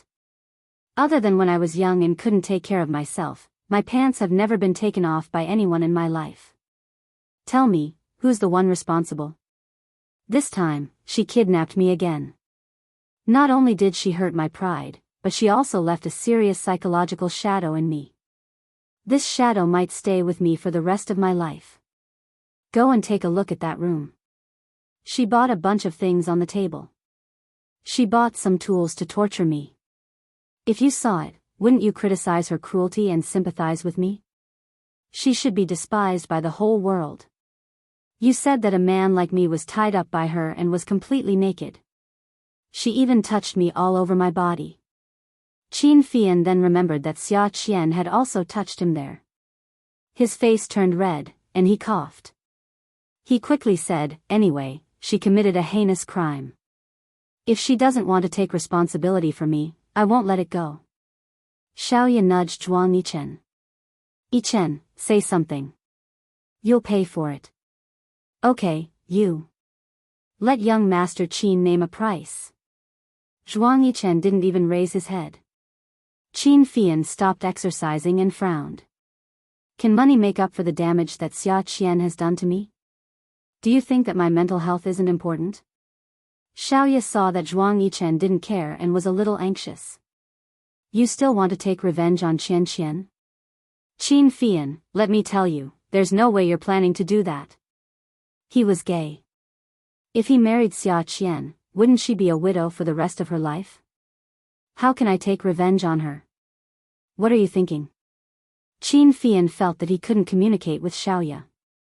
They had talked about responsibility, but now they were talking about revenge.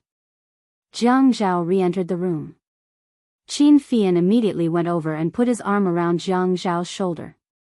Brother, if you help me marry Xia Qian, I'll let Xia Qian give birth to a grandson of the Qin family. You don't have to bring your baby over. What do you think? What are you doing? Jiang Zhao laughed. Since when did you like Xia Qian? Qin Fian leaned his arm on Jiang Zhao and said, Xia Qian and I are engaged. Do you remember when I was kidnapped? This watch of mine was stolen by Bing Dan and given to me. After saying this, he looked at Xiaoya unhappily. Now Xiaoya doesn't want to marry Xia Qian to me. She wants to break off the engagement. I don't think that's right. Engagement? Engagement? Everyone's jaws almost dropped. Qin Fian nodded. Yeah, but she doesn't remember it now. Even if I tell her, she won't believe me. So she might as well marry me. It's fine as long as I remember it. Zhuang Yichen sneered, melodramatic. Xiaoya agreed. Melodramatic. Jiang Zhao nodded. A big pot of melodramatic. Qin Fian told Xiaoya a lot about what happened back then, but Xiaoya didn't believe him. But Jiang Zhao believed him. Zhuang Yichen also slowly raised his head and believed him more and more. Qin Fian's reputation as a homosexual had long been known. He always did things his own way. If he wanted to mess with Xia Qian, there were a million ways. Why did he have to do this? Qin Fian was a businessman. He wouldn't sacrifice his whole life for a moment of anger. At this moment, the door of the ward was pushed open. Qin Rongfang rushed in with the butler, Uncle Wu. When Qin Fian saw his grandfather, he immediately went over to support him. "Grandfather, what brings you here?" Qin Rongfang couldn't be bothered with him. He only looked at the girl on the bed. She was all red. "Is this the person you wanted to propose to?" "Grandfather, you have to make a decision for me. Her family doesn't want to take responsibility." Qin Rongfang's mouth twitched. "Nonsense. She's the one lying here. You're fine. Then take a look at my forehead." Qin Fian reached out to brush away the bangs on his forehead. Sure enough, there was a large bruise. The blood clot on it had already formed a scab. It was covered during the day, so it couldn't be seen. "Grandfather, I have a marriage contract with her. When I was in exile, she said that she wanted me to marry her. She can't deny this, right?" Xiaoya saw Qin Rongfang and her attitude was much better. "Grandfather Qin, this is ridiculous. You can't believe it." Qin Fian whispered in Qin Rongfang's ear, "It's up to you whether you want a great-grandchild or not. Anyway, I don't want anyone except Xia Qian."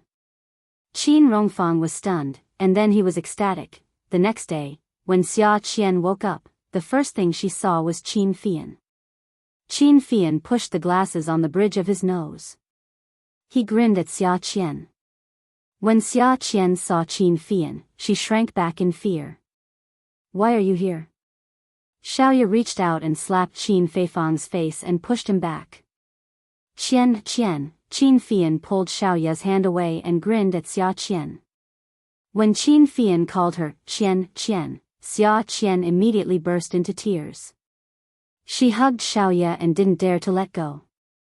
She sobbed and said, "Sis, I was wrong. I won't mess with him anymore.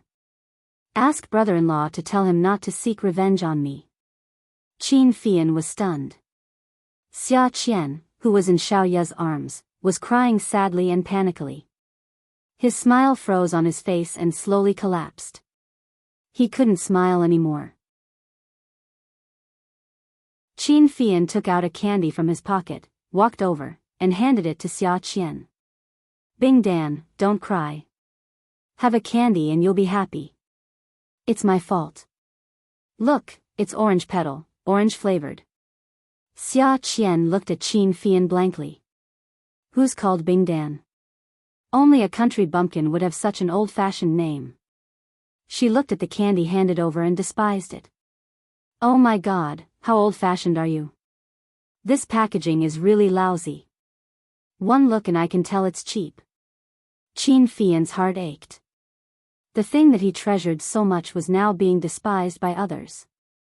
Had it become a habit for him to be obsessed with it?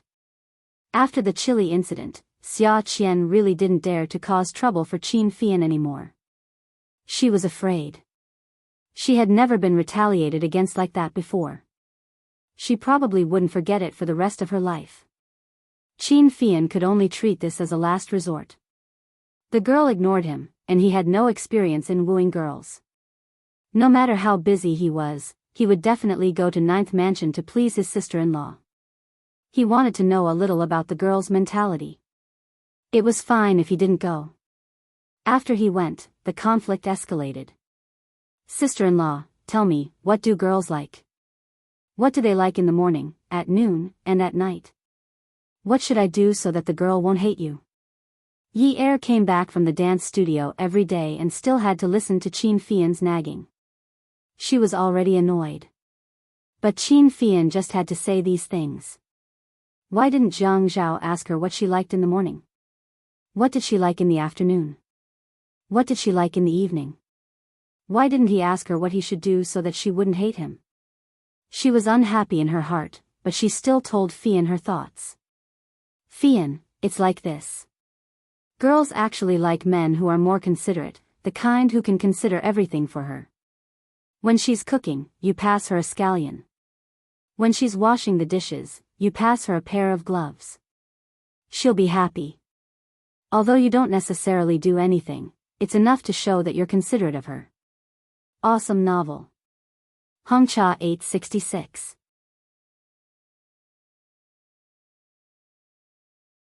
Chapter 742. Oh, be romantic. Give her some flowers when you're free. Girls rarely dislike flowers, really. Even if it's just one flower, if she likes you, she'll like you. Qin Fian sighed. What if she hates me? Yi Er also knew about Qin Fian's situation and sympathized with him. Why don't you like someone else? Qian doesn't even remember you. Why should I like someone else? I remember her. Qin Fian ate 2 grapes and waved his hand. Forget it. I'll just attract her attention anyway. As soon as Qin Fian left, Yi Er came looking for trouble with Jiang Zhao. Why don't you give me flowers? Give me one every day. Aren't there flowers in the vase every day? Isn't it troublesome to buy more? 3 or 4 pillows flew at him. Qin Fian's pursuit of girls was still at the most primitive stage. If he couldn't get her, he would scratch the wall anxiously. Xia Qian hated him and was afraid of him. She just ignored him. Sending her flowers, treating her to a meal, and giving her gifts were all useless. At night, Qin Fian went to look for Qin Rongfang again and threw a tantrum. When are you going to marry my wife? Qin Rongfang was no longer in a hurry. When he first found out that his grandson liked women, he was so angry that he almost turned into fireworks and shot into the sky. But now that he saw his grandson anxious like an ant on a hot pan every day, Qin Rongfang felt better. He felt like he was taking revenge. You can be anxious all you want, but I'm not anxious. Qin Rongfang drew his mountains and rivers, forests and birds, dipping his brush in ink and sprinkling colors. It was his style of handling things calmly. Grandpa. You don't want to have a great-grandson, do you? Qin Rongfang replied, I don't want to. With Zhao Zhao and Yi Er's child, I don't have to worry. Zhao Zhao's child will definitely be smart and cute. Look at how he and Yi Er are so good-looking. The child will definitely be very beautiful. Qin Fian was so angry that he wanted to vomit blood. He stomped his feet. You don't care? Fine. Since you can't do anything about it, then let's just leave it at that. When the people at the station get together with her, I'll give up. I can't be without her. Qin Rongfang smiled faintly. You don't really like men anyway. There's no need to insist on anyone. We can change. Qin Fian had long seen through Qin Rongfang's thoughts. This old fox, after knowing that he was not gay, he ostracized him, took revenge on him, and targeted him for everything. This old fox just wanted to see him anxious. Fine, he would show him anxious. She's my fiancée that I got engaged to when I was 15 years old. Why should I change her? Fian, don't be impatient. Everything has to be calm. Without Xia Qian, won't the earth stop spinning? Wouldn't my great-grandson be settled then? Qin Rongfang used an extremely serious and educational tone to say something out of place. Qin Fian took a step back and distanced himself from the desk. He pushed up the glasses on the bridge of his nose and glanced at the old man who was painting. He clicked his tongue several times. How sinister. Who could be more sinister than this old fox? He actually wanted to drug him? Good. Luckily he had a nest outside.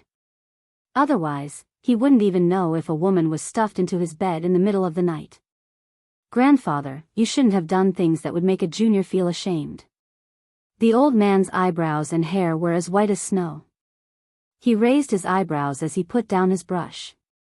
Sigh. People say that the old are still young. The old are still young. Actually, in this family, I am the youngest. I should be forgiven for everything I do. Look at what you did a few years ago. Sigh. How shameless. The old man sighed, very melancholy. Qin Fian felt that the corner of his mouth was twitching non-stop. Grandpa, this is revenge.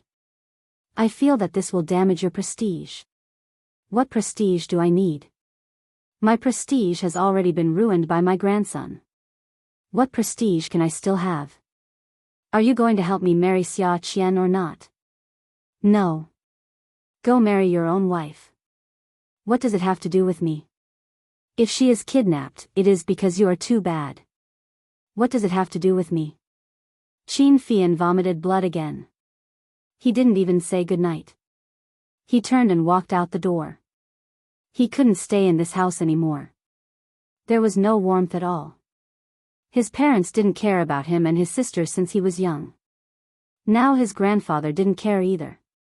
He didn't even care about his marriage. He couldn't stay in this house anymore. Qin Fian held a little temper in his heart the whole way. He walked down the corridor to Fei Yu's room. Looking around, there was no one in the empty bedroom. The bathroom was also empty. After looking around, shouldn't Fei Yu be doing her homework at this time? He didn't know where his intuition came from, but Qin Fian walked towards the small awning on the top floor. Feng Sheng, it's not right. You can't write it like this. Luo, look, you have to hold the brush with strength.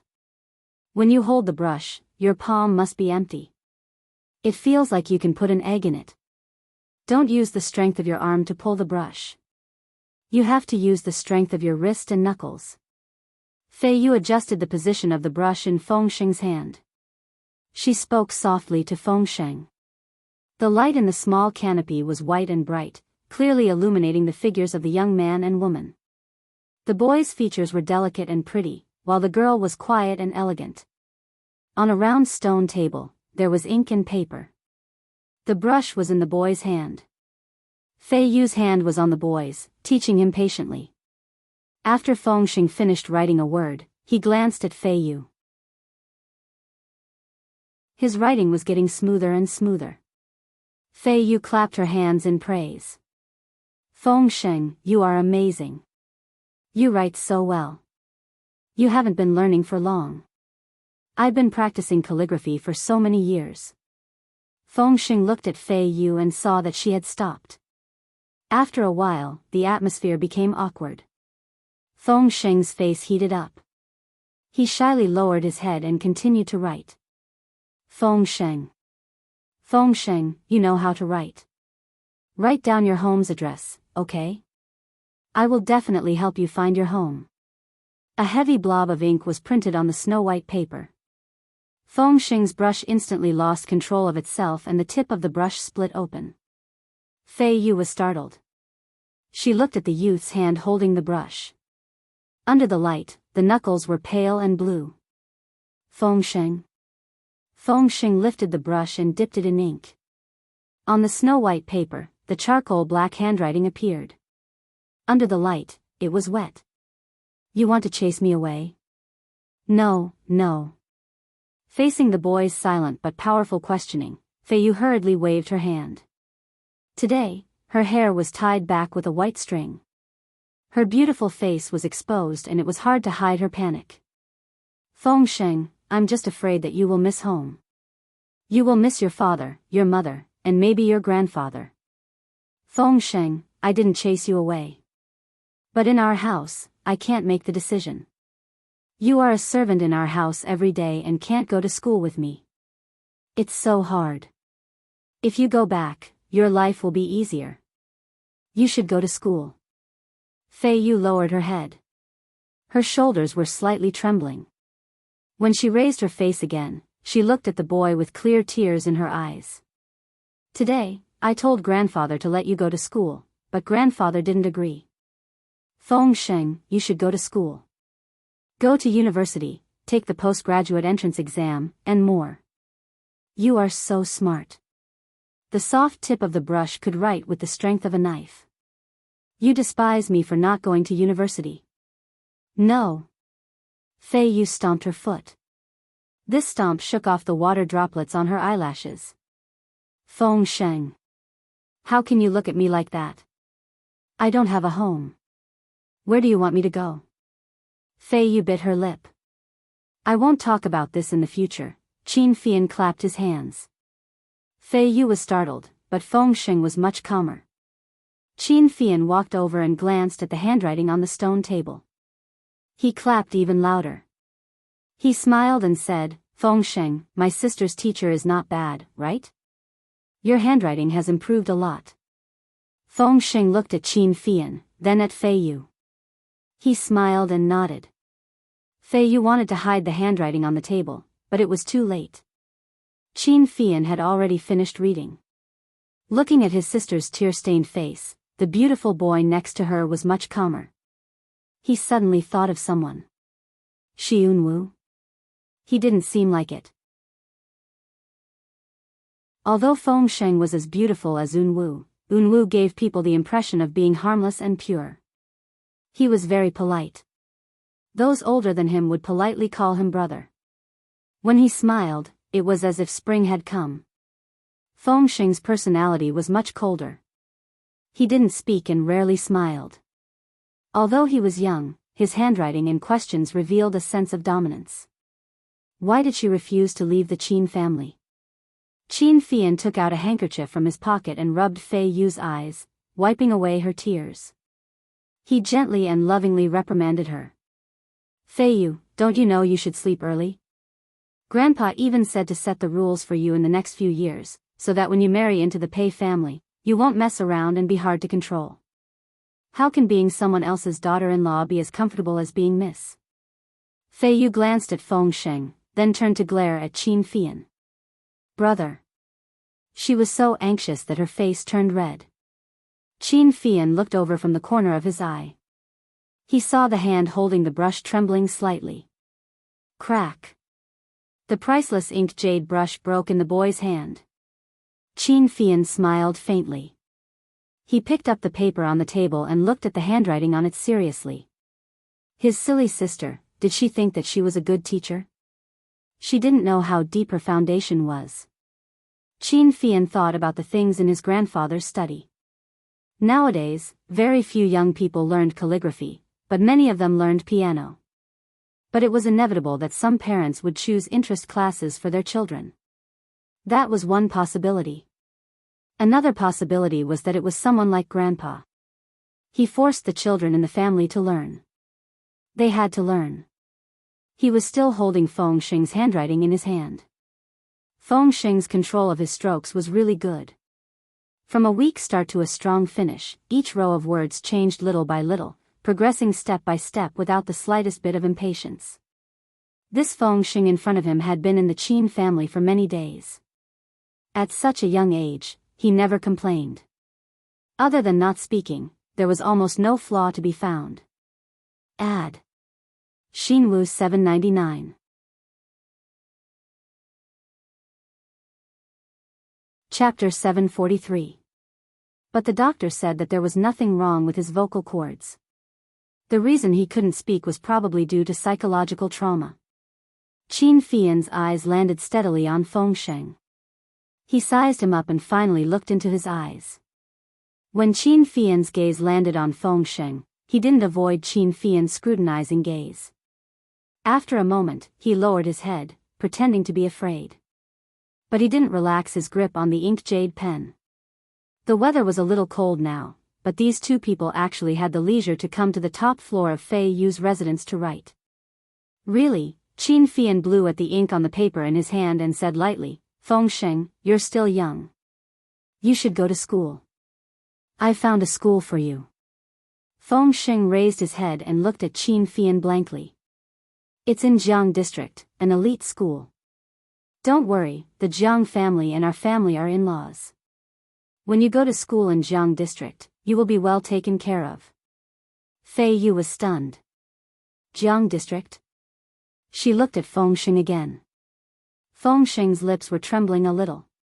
The hand that was holding the ink jade brush was also trembling a little. Fian pulled Qin Fian's wrist. Brother, why do we have to go to Jiangzhou to study? Isn't there a good school in High City? Fei Yu, this is my decision. You know that you can't make decisions in this family, so since some things have already been decided, then let it be. You don't have to object.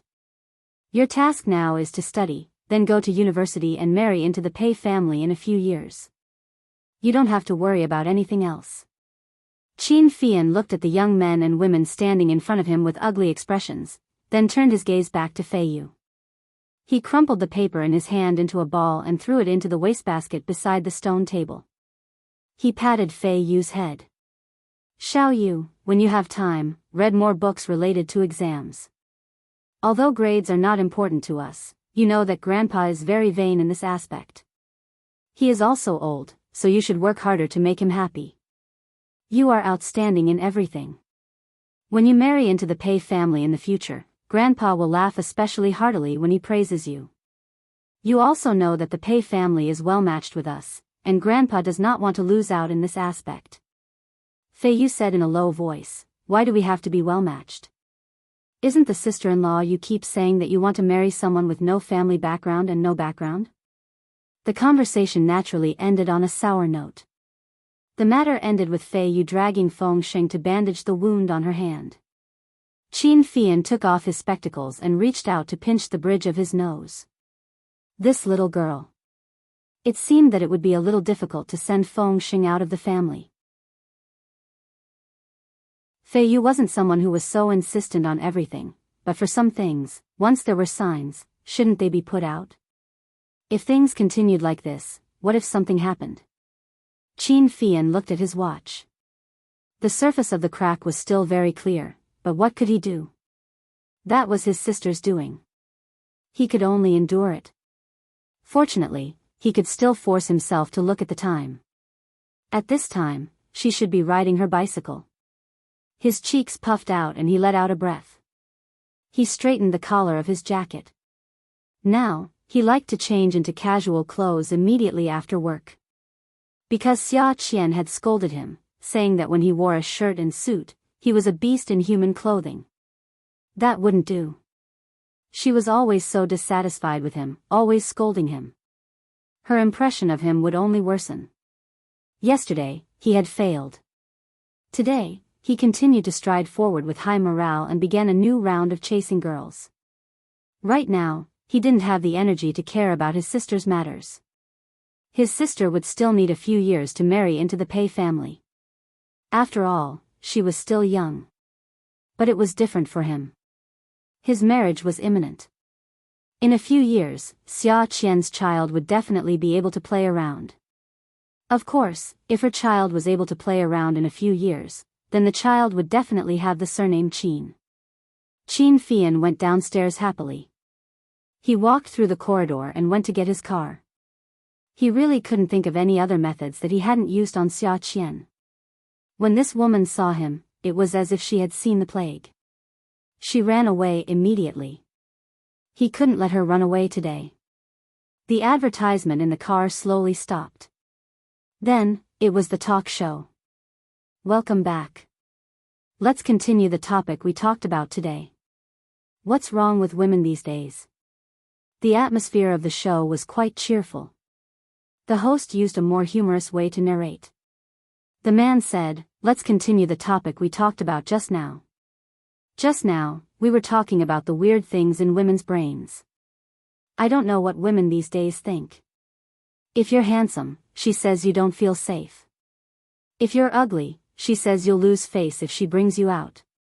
The female host retorted, aren't you men the same? If you find a beautiful wife, you're always worried about whether she's having an affair. If you find an ugly one, you leave her at home and don't even dare to bring her friends home for dinner. Isn't that the case? Hey, aren't we talking about women today? Men and women depend on each other. Huh, yes, yes, yes. Let me tell you a story. I heard from a friend that he had a girlfriend. In less than a month, they broke up. In the beginning, the two of them got along quite well. They also had chemistry. Then why did they break up? He said that on the last day of their breakup, after they had a candle at dinner, he held the girl's face and looked at her with deep affection. How good, how romantic, how right the rhythm was. For a long time, the girl's eyes blinked and blinked. He was dazed. In the end, he asked, "Can I kiss you?" The girl shyly said, "Annoying, why do you only think about these things?" Then, he let go of the girl and sent her home. That was the last time they spent together. The female host laughed. "If it were you, what would you do?" "What would I do? What's there to ask?" "Kiss her. If you kiss her, you'll become one of us. If you don't, you'll get a slap on the face at most, right? It's like trading in the stock market. There are risks, but there are also rewards." God, do you have to be so violent? This isn't violence. This is fighting. When you can't be sure whether it's abuse or abuse, just accept it with a masochistic attitude. Who knows, there might be a surprise. So, Qin Fian concluded that what happened that night was caused by listening to the unhealthy radio program. Qin Fian followed the road that Xia Qian rode on every day. He drove slowly, looking for her shadow. Xia Qian was drenched in sweat as she rode forward on her bicycle. The lights of the city spread out and she ran back. Life is about movement. So, if you want to live long, you have to exercise.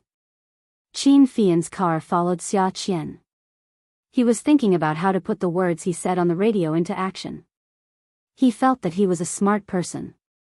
It was easy for him to draw inferences about other things. Everything could slowly become clear through his brain. Following the guidance and instructions of the radio host, Qin Fian analyzed Xia Qian. Xia Qian thought that he was handsome and insecure. When he lived in Starfield Town, she always watched him and didn't allow him to talk to other girls. Every day, there would be many girls at home bringing fruits and boiled eggs to her house for him to eat. She would keep all of them. Who knew if he would eat those things? She was obviously jealous, but she never admitted it. She even said that there were boys who wanted to marry into her family who were better than him. Qin Fian felt that the first step now was to put the question, "Can I kiss you?" into practice. According to the program, he shouldn't ask a girl if he could kiss her. He should just kiss her. This logic made sense. "Treat you to a meal? Will you do me the honor?" "What honor?" "I just want to have a meal with you. Come with me." "Treat you to a movie? Is that okay? Is that okay?" "I just want to watch a movie with you. I have to go." There were also things like holding hands and kissing. "I just want to hold hands and kiss without any warning. What's there to talk about? What's there to talk about?" He would press her down and kiss her. After kissing her, they would become family. At most, he would get a slap on the face. Right now, he couldn't wait for her to slap him. Only then would he be able to get back at her. After making up his mind, Qin Fian did one thing, and that was to kidnap Xia Qian. Yi Er slept on the bed, tossing and turning uncomfortably. After 3 months, her belly had become much bigger. Other single babies only showed signs of pregnancy at 3 months, but she was already 5 months pregnant. After turning over, Jiang Zhao immediately woke up. Jiang Zhao turned on the table lamp and touched Yi Er's face. "Yini? Ah, Zhao, you're having an affair." "Huh? I dreamed that you were having an affair." As Yi Er spoke, she started to feel sad. Pregnant women were especially sensitive. When he didn't pick up her call, she started to wonder if he had taken a fancy to another woman because she was pregnant. Jiang Zhao didn't know whether to laugh or cry. His biological clock was following Yi Er's and he went to bed very early. He hadn't even woken up from his sleep, yet she was accusing him of having an affair. This was simply adding insult to injury. Seeing that Yi Er's eyes were red, he kissed her on the forehead. "Yin Yi, my good wife, I love you. I'm not having an affair. I'm really not." "Uh-huh. Then don't forget to tell me tomorrow." "Uh-huh. I'll tell you every day. Don't think too much. It's not good for the baby." His hands slowly caressed Yi Er's belly. Her belly was bigger than other pregnant women. The doctor said that pregnant women with twins had it harder than other pregnant women. He planted a kiss on the woman's lips. Yinyi, it's been hard on you. As long as you love me, it's not hard on me. I love you. Even if I love you, it can't erase the fact that you've worked hard. Yi Er's eyes curved into crescents as she smiled. It's been hard on me. Then you should kiss me more. Jiang Zhao squeezed Yi Er's hand and kissed it. Seeing her pout, he smiled. Just as his smile faded, the woman immediately turned hostile. You still say that you're not having an affair? I asked you to kiss me, but you won't even kiss me. Jiang Zhao smiled and kissed the woman gently on the lips. After the woman was satisfied, she reached out to turn off the lights. She said happily, I believe you. Add Hongcha 866.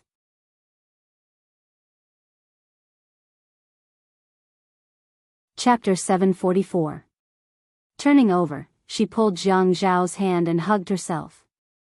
After a while, the sound of a woman's even and satisfied breathing could be heard. After Jiang Zhao kissed Yi Er, he really couldn't fall asleep, especially now that he was leaning against her back and hugging her. His hands slid into her pajamas. After she got pregnant, her chest seemed to have grown bigger, as if it had swelled up. His large hand cupped her breasts, which were very pink and full. He couldn't help but rub his nose against her neck. The thing in his hand had a kind of magic. He hadn't touched her in a long time, and he could clearly feel that part of him was already uncontrollably pushing against her butt. Yi Er twisted and moved forward. She moved, but Jiang Zhao wanted to find a place to press against her. He chased after her and slid his hand into her underwear, fiddling with it. Yi Er was sleeping soundly, but she was having a dream before she was pregnant. In her dream, she saw Jiang Zhao's fingers entering her body. 1 finger, 2 fingers, 3 fingers. She was so full that she was about to cry out. She would always feel weak because of him, and her lower body would be uncontrollably wet. Be good, wifey. 3 months have passed. Let's try it today, okay? Jiang Zhao said as he pulled down Yi Er's pants. He slowly pushed and squeezed. Yinyi, pregnancy is really a blissful and torturous thing. Jiang Zhao said in a low and hoarse voice. His breaths were heavy and trembling. He held her breasts, not daring to go too deep or too fast. He tossed and turned until he was completely drenched. Zhao, I want. Xia Qian's car was thrown into the trunk by Qin Fian. He threw her into the car and threatened, Xia Qian, don't move. Otherwise, be careful. Xia Qian really didn't dare. She obediently sat in the back seat and watched Qin Fian's changes without blinking. When the traffic light turned green, she wanted to open the car door and jump out, but the central control had already locked the door. I knew you wouldn't be honest, so I locked the car door. What do you want? I don't want to do anything. Let's go eat and watch a movie. Right, I want to have a candlelight dinner with you. It's very romantic. You'll definitely like it. Xia Qian's heart twitched. Who would tell her to face a homosexual? How was she supposed to deal with such a strange change? Especially when he sat in the back, he could see him occasionally turn his head and smile. This smile was beautiful, but it was too scary because he had never smiled at him like this before. Xia Qian was increasingly suspicious of Qin Fian's purpose. Confession of Xia Qian, God, everyone says that I'm an idiot. Please give me some pointers. How can I destroy a man like Qin Fian? Why did he ask me to go instead of having dinner and watching a movie with his boyfriend? Did he get some voodoo from Miaojiang and put it in my food? I haven't cured my terminal illness yet. What should I do if he gets another voodoo? What kind of voodoo does he want to put in me? Will he control me and make me commit murder and arson? I don't eat. How can that be? You have to eat. Qin Fian deeply understood the words on the radio. No matter what you do, you don't have to ask for a woman's opinion. If you do it by force, you'll just be slapped in the face or two. A romantic candlelight dinner. No, to be exact, it was a candlelight supper. Qin Fian booked the entire second floor of the Western restaurant. He took Xia Qian's hand and went upstairs. Then he put his arm around her shoulder. The waiters all knew Qin Fian. He was a handsome man in high city. At this time, a homosexual came to the restaurant with a woman in his arms. It was big news. Without asking for Xia Qian's opinion, Qin Fian ordered the food. The waiters lit the candles according to Qin Fian's request. The candlelight on the candlestick flickered and the flames danced. Their skin started to turn orange-red. The flames in their eyes danced. Qin Fian stared at Xia Qian's eyes. Actually, it was different. Bing Dan Er's eyes were different from Xia Qian's. The light in her eyes was different. Bing Dan was smart, while Xia Qian was a little silly. Xiaoya said that after Xia Qian woke up, her reaction was always half a beat slower than others. Therefore, her grades were not very good. In fact, it was Zhuang Yichen who helped her get into the media college. Xia Qian did not get in at all. Because she was not smart enough and did not study well, the teachers did not pay much attention to her. She also had fewer friends. Therefore, when she had Yi Er as a friend, Xia Qian almost wanted to be friends with Yi Er. Xiaoya said that no one wanted her to remember the past. She also hoped that he would not mention it. Qin Fian was very conflicted. In the end, he chose not to talk to Xia Qian about the past. If he reminded her of her parents' death, even if she remembered him, she would still be in pain. His eyes were a little sore. Qin Fian forced himself not to be so sad. He pushed up the glasses on the bridge of his nose. He pushed up his glasses and poured some red wine for Xia Qian. Xia Qian was afraid of Qin Fian for a while. After a while, she would be stupid again. How could she drink the food when she knew it was poisoned? She would not fall for his trick. Qin Fian, let me tell you, don't forget. Have you forgotten? Have you forgotten that you were raped by me? I'm very fierce. I'm very powerful. When Qin Fian heard Xia Qian's words, he remembered his favorite saying in the past. We love very rich. Not many families in Starfield Town are as rich as us. He could not help but smile. He raised his glass and took a sip. Yes, I remember. I won't forget. You were the only one who raped me before. Then how dare you provoke me? I didn't provoke you. I want you to marry me. Xia Qian was speechless. Could this man not say anything else? Did he think that she would be interested in him just because he was good-looking, even if he was gay? Was she that kind of person? How could she be that kind of person? She was just good-looking and had a good figure. She could play with that place. Wow! It was huge. Forget it. She did not want to think about it anymore. Her nose was burning. She felt that she was close to death again. She said contemptuously, "Were you dumped by your boyfriend?" Qin Fian cut the steak seriously. He cut it into small cubes.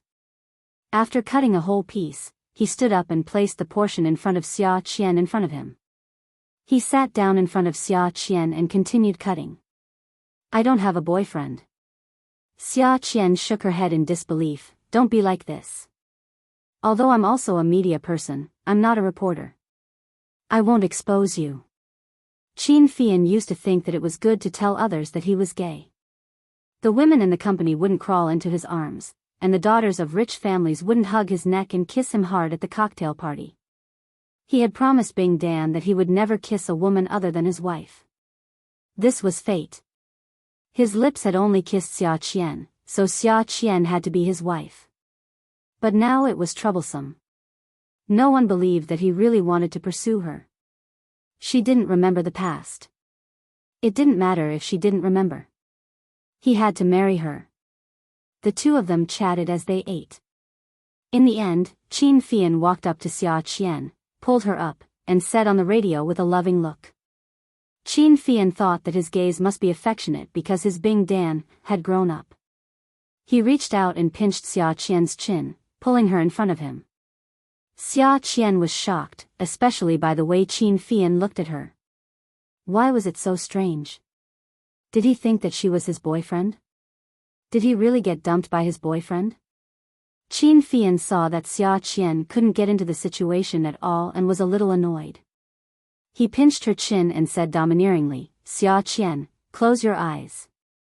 I'm going to kiss you." Qin Fian felt that this was the right rhythm. He didn't need to ask if she was willing. Just say that he wanted to kiss her. As they kissed, she would become one of them. When Xia Qian's lips were sealed by Qin Fian, she was dumbfounded. She pushed Qin Fian away and said disdainfully, "Why are your kissing skills so bad?" It was like being bitten by a dog. She must have never read a romance novel, right? Qin Fian didn't blush and his heart didn't skip a beat. "If you're good at kissing, then kiss me." At this moment, Qin Fian's IQ had dropped. He actually gave such an order. It was really meaningless. Xia Qian naturally ignored him. It was okay if she ignored him.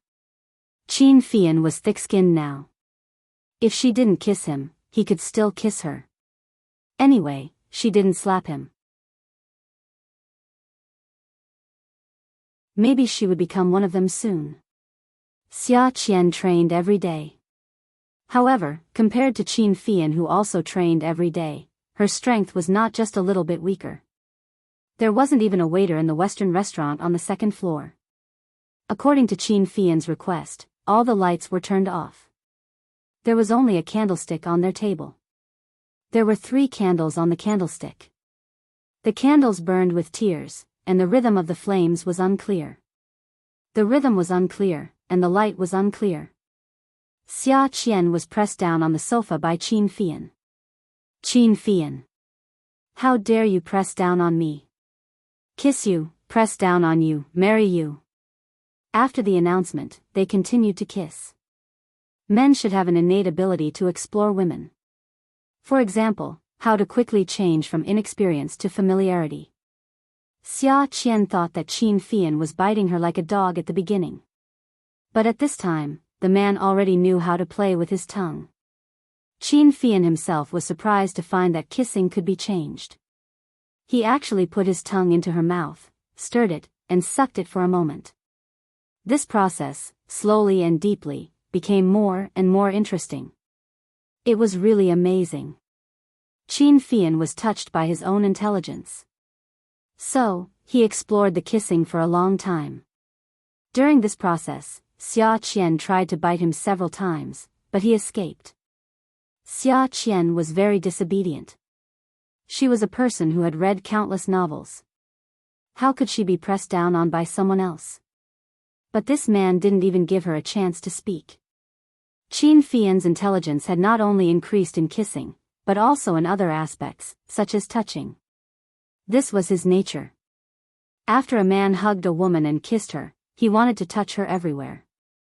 The first place he wanted to touch would be her waist or butt. The most he wanted to touch would be her chest. Welfare, Songshu 566.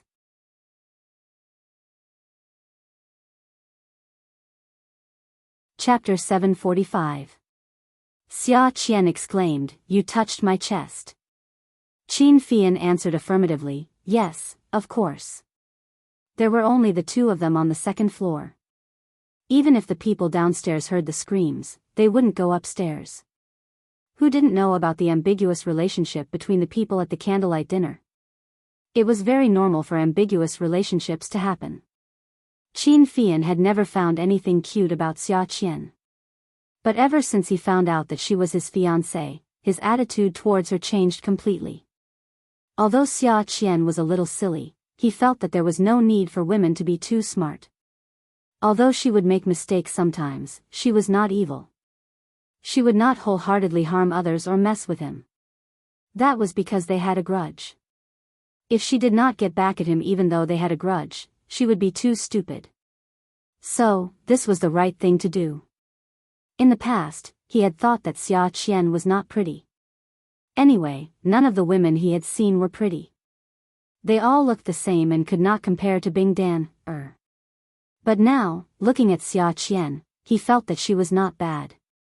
Her double eyelids after plastic surgery looked better than Bing Dan single eyelids. Bing Dan eyes were big, so her double eyelids were just right. Her chest was really a problem. In the past, it looked quite small, but now it felt quite right in his hands. When he pinched it, it was very springy. As he pinched it, he realized that his breathing was not quite right. Qin Fian. You pervert, I'm going to sue you. Xia Qian was so anxious that her face was red and her heart was racing. Qin Fian was being a pervert. He did it on purpose. A homosexual actually touched her chest. Her chest. Not only did he see it, but he also touched it. Qin Fian held Xia Qian tightly. It was winter now, and the air conditioner was on upstairs. She took off her jacket. She was neither fat nor thin. After struggling, there were small beads of sweat on the tip of her nose. She really looked like Bing Dan. Bing Dan loved to sweat on the tip of her nose. After understanding the essence of kissing, he stuck out his tongue and licked her lips gently.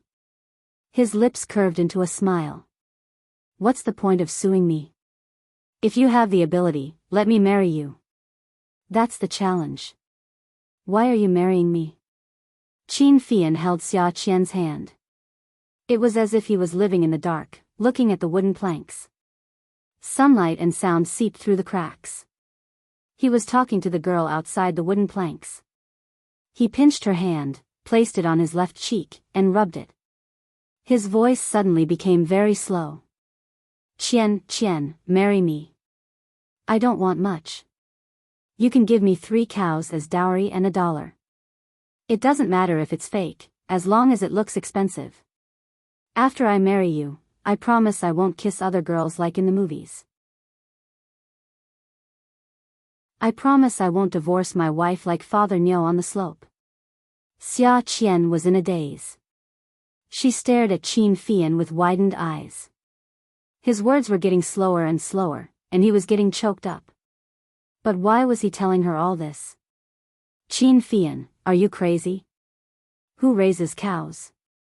Only someone like you would wear a fake watch, right? Who was Father Nyo on the slope? Do you have a fever?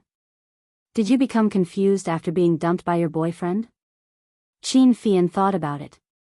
He might as well steal Xia Qian's household register and get married to her at the Civil Affairs Bureau. What was there to chase after? It was too troublesome to chase after her. They had been kissing for so long, and she wasn't even one of them. Jiang Zhao had advised him before, Fian, you can't treat gratitude as feelings. Maybe when you were 15 years old, you were very grateful to Bing Dan for rescuing you from the cellar. You stayed at Bing Dan's house every day and received her family's kindness. Our family values relationships very much, so you wanted to know how to repay them. However, you can't use your marriage as an act of gratitude. You can live with her for a lifetime.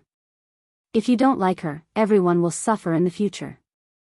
Now that she doesn't remember you, you can find a woman you like and live with her. He had thought about it carefully. What did it feel like to like someone? Did he treat gratitude as feelings? He clearly remembered the moment when he sat on the long-distance bus and turned around. He saw Bing Dan, wiping her tears as she looked at the bus he was sitting in. Bing Dan had never cried in front of him before, so when she saw him, she smiled at him and waved at him. He also cried at that time. After that, every year when he went to Starfield Town and looked at the empty courtyard, he could see Bing Dan running around happily. He always wanted to cry, afraid that he would never see that person again. If he was grateful, he should only remember the time in the cellar and not always go to the places she brought him to play. At the age of 15, no matter which era a child would have their first awakening of love, right? But once his love awakened, he kept it open and never thanked her. He remembered answering Jiang Zhao at that time, brother, I don't think women are good-looking. None of them are as good-looking as Bing Dan, or as good-looking as Xia Qian. How can I like her? I think Xia Qian is good-looking now. In the past, she looked good with single eyelids. Now that she has double eyelids, she's not bad either. Jiang Zhao was speechless. You're marrying her because you promised to marry her. Shouldn't I marry her if I promised to marry her? Isn't that going back on my word? But she doesn't want to marry you. But I want to marry her. She has to marry me even if she doesn't want to. Brother, you said that I don't like her. Then tell me, what does it feel like to like someone? Jiang Zhao looked into the distance and said with a smile, you often think about her and think that she has a lot of good points. In the end, as you think about it, her flaws become her strengths. Even if she's not perfect, she's very pleasing to the eye. You don't think of her burdens as burdens. You feel that it's your duty to help her solve those burdens and make her feel more relaxed. You feel very satisfied to be able to see her lying by your side every day. If you give birth to a pair of children, that's the happiest thing. Qin Fei rolled his eyes at Jiang Zhao. Then I definitely like her. Needless to say, she's pleasing to the eye now. I used to think that she was stupid, but now I think that she's cute. I want her to give birth to children for me in the future. How can one pair be enough? Give birth to 10 children. Jiang Zhao snorted. Do you think she's a pig? I'm exaggerating. Didn't you learn Chinese well in primary school? I'm using exaggerated words to express my love for her. What do you know? Qin Fian came back to his senses. Xia Qian was still trying to break free from his control. He looked at her seriously. Xia Qian, think about it. I really like you. I like you, so I want to marry you. But I don't like you. Feelings can be cultivated. The soil has already become saline alkali soil. How can you cultivate it? What kind of thing can he cultivate? Then let's improve the soil. But, don't say, but, Qian Qian. Let me kiss you again. Qin Fian had never hugged and kissed a woman like this before. The feelings in his heart came out again. His dependence on Xia Qian grew with each passing second. This kind of feeling was like pouring oil on a small flame. With a bang, the flame was pulled up high. When his mouth was dry, he pulled Xia Qian's clothes. Xia Qian glared at Qin Fian fiercely. Don't you dare touch me again. Don't you dare touch me again. As she spoke, she stuttered. In the end, she said, if you touch me again, I'll sleep with you. As soon as she said it, Xia Qian regretted it. Qin Fian was not the Qin Fian from before. Her words would not scare him at all. Qin Fian was speechless. Yes, sleep with her. If he slept with her, she would become one of his people. He suddenly realized that Xia Qian needed to be provoked. She hated him, so she wanted to go against him. In the past, he hated being touched by women, so she wanted to touch him. Qin Fian propped himself up and quickly left Xia Qian's body. He walked back to his seat and sat down. He straightened his thin pink and purple sweater, picked up the wine glass, and took a sip. He immediately said contemptuously, "You want to sleep with me?" "Humph. Just by you? Can you afford to sleep with me?" "What?" Xia Qian was angry. "Just by me? Sigh, I realize that I won't torture your body gently anymore. I'll use this method to scare you. Look at how scared you have been recently. Are you scared out of your wits? Although you used to scare me, compared to how I'm scaring you now, what you did to me in the past was child's play." Haha. Qin Fian laughed proudly. It was the kind of arrogance that came after a scheme had succeeded. How could Xia Qian take this kind of provocation? She had been played by this man from the beginning. He had used this kind of method to scare her. What did he mean? Had she lost? Well, this homosexual was indeed insidious. Qin Fian observed Xia Qian's eyes. They kept rolling, and he didn't know what she was thinking. However, she didn't seem to be afraid of him now. He had a feeling that he wanted to go all out with her. That was good. She was not afraid of him. Xia Qian, I'm warning you. I can only play with you like this. But between us, I'm definitely the one playing with you. When I kissed you just now, you must have thought that I would sleep with you, right? Huh, how could that be? You're not even as good looking as my boyfriend. God, forget it. I can't bear to hurt you. Qin Fian finished this mouthful of wine and unilaterally ended this candlelight supper. Xia Qian recalled that during this period, she had been avoiding Qin Fian's pursuit like a cat. She was scared to death, but this guy was having fun. He said that he would not torture her body gently anymore and use this kind of method to scare her. This despicable guy. When Qin Fian came down the stairs, he clearly heard Xia Qian's roar. Qin Fian. I won't let you off. The man leisurely walked away, humming a song, and took Xia Qian's bicycle with him. Xia Qian's belongings were robbed. She beat her chest and stomped her feet in the parking lot. She swore that she would destroy Qin Fian, that homosexual. Qin Fian returned to his residence and called Jiang Zhao. Jiang Zhao had just finished showering and came out of the bathroom. After getting into bed, he didn't dare to hug Yi anymore, fearing that he would want to do it again. His work phone vibrated on the table, making a woo-woo sound. He quickly got out of bed and went to the opposite room with the phone. The number on the phone was Qin Fian. What are you doing? Calling my work number in the middle of the night. Awesome novel, Hongcha 866.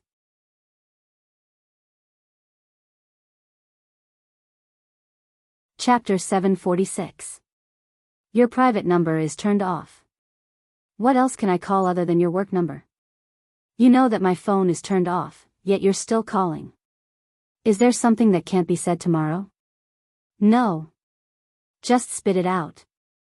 Qin Fian hesitated for a moment and finally decided to ask his senior. Brother, let me ask you. How can a girl take the initiative to sleep with you? You want Xia Qian to sleep with you?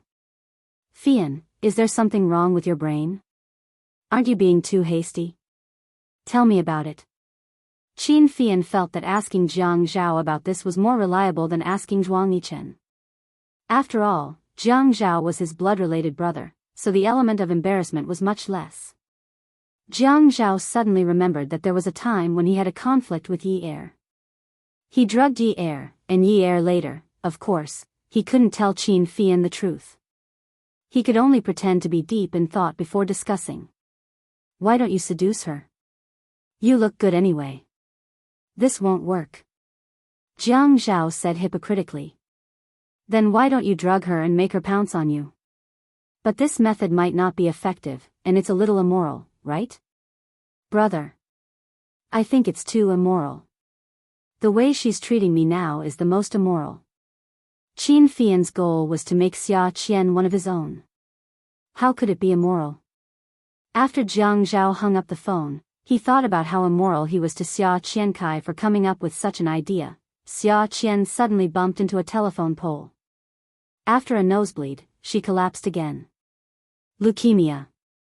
Sometimes, it wasn't her imagination that ran wild. Her body had always been weak. Her classmates who stayed in the dormitory every day and didn't exercise had better resistance than her. So when there was something wrong with her body, she would start to think about it. She thought about how Qin Fian actually looked down on her.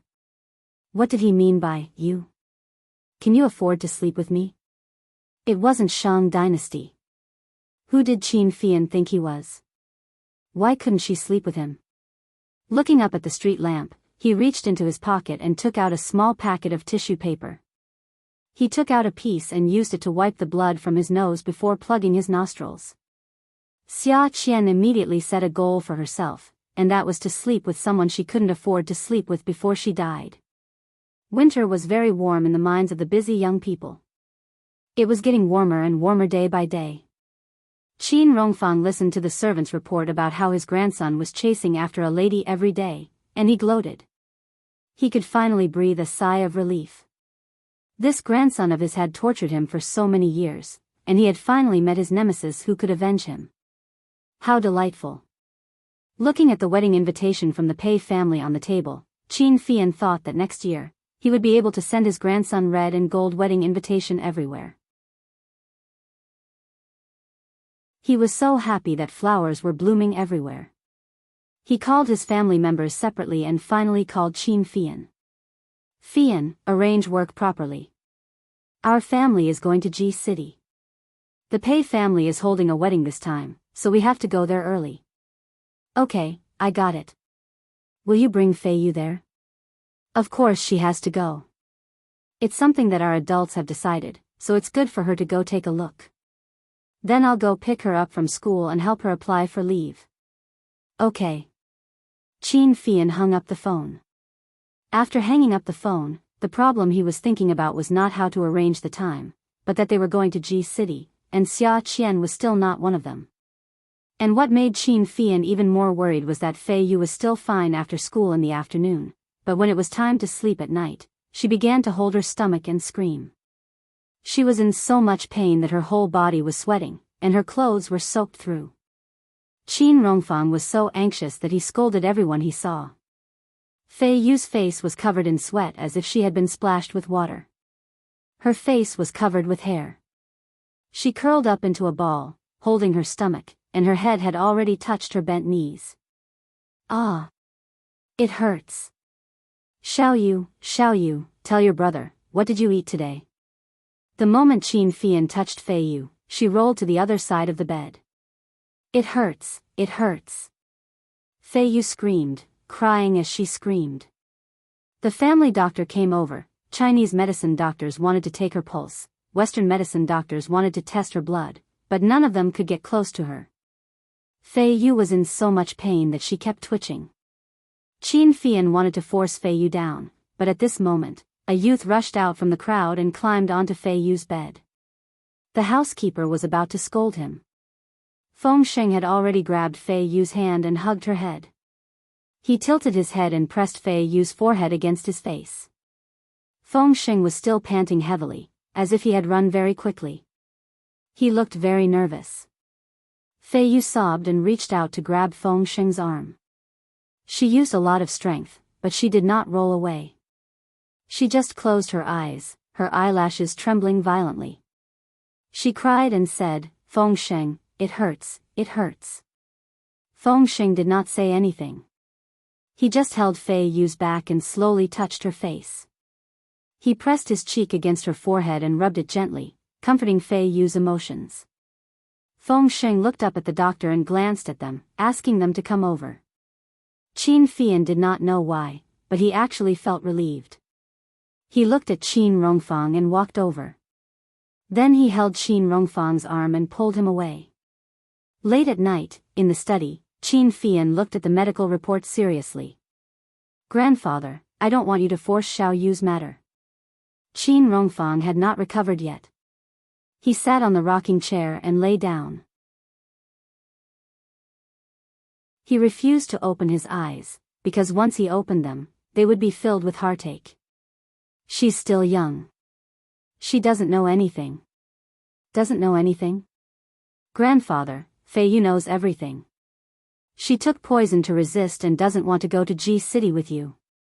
Qin Fian looked at his grandfather. His eyebrows and hair were all white. Grandfather had his own pride. Fei Yu's marriage had been forced. If he was not gay, grandfather probably would not have wanted to use Fei Yu for the marriage. But now that both the Pei and Qin families had agreed, what else could he do? Would the Qin family propose to break off the marriage?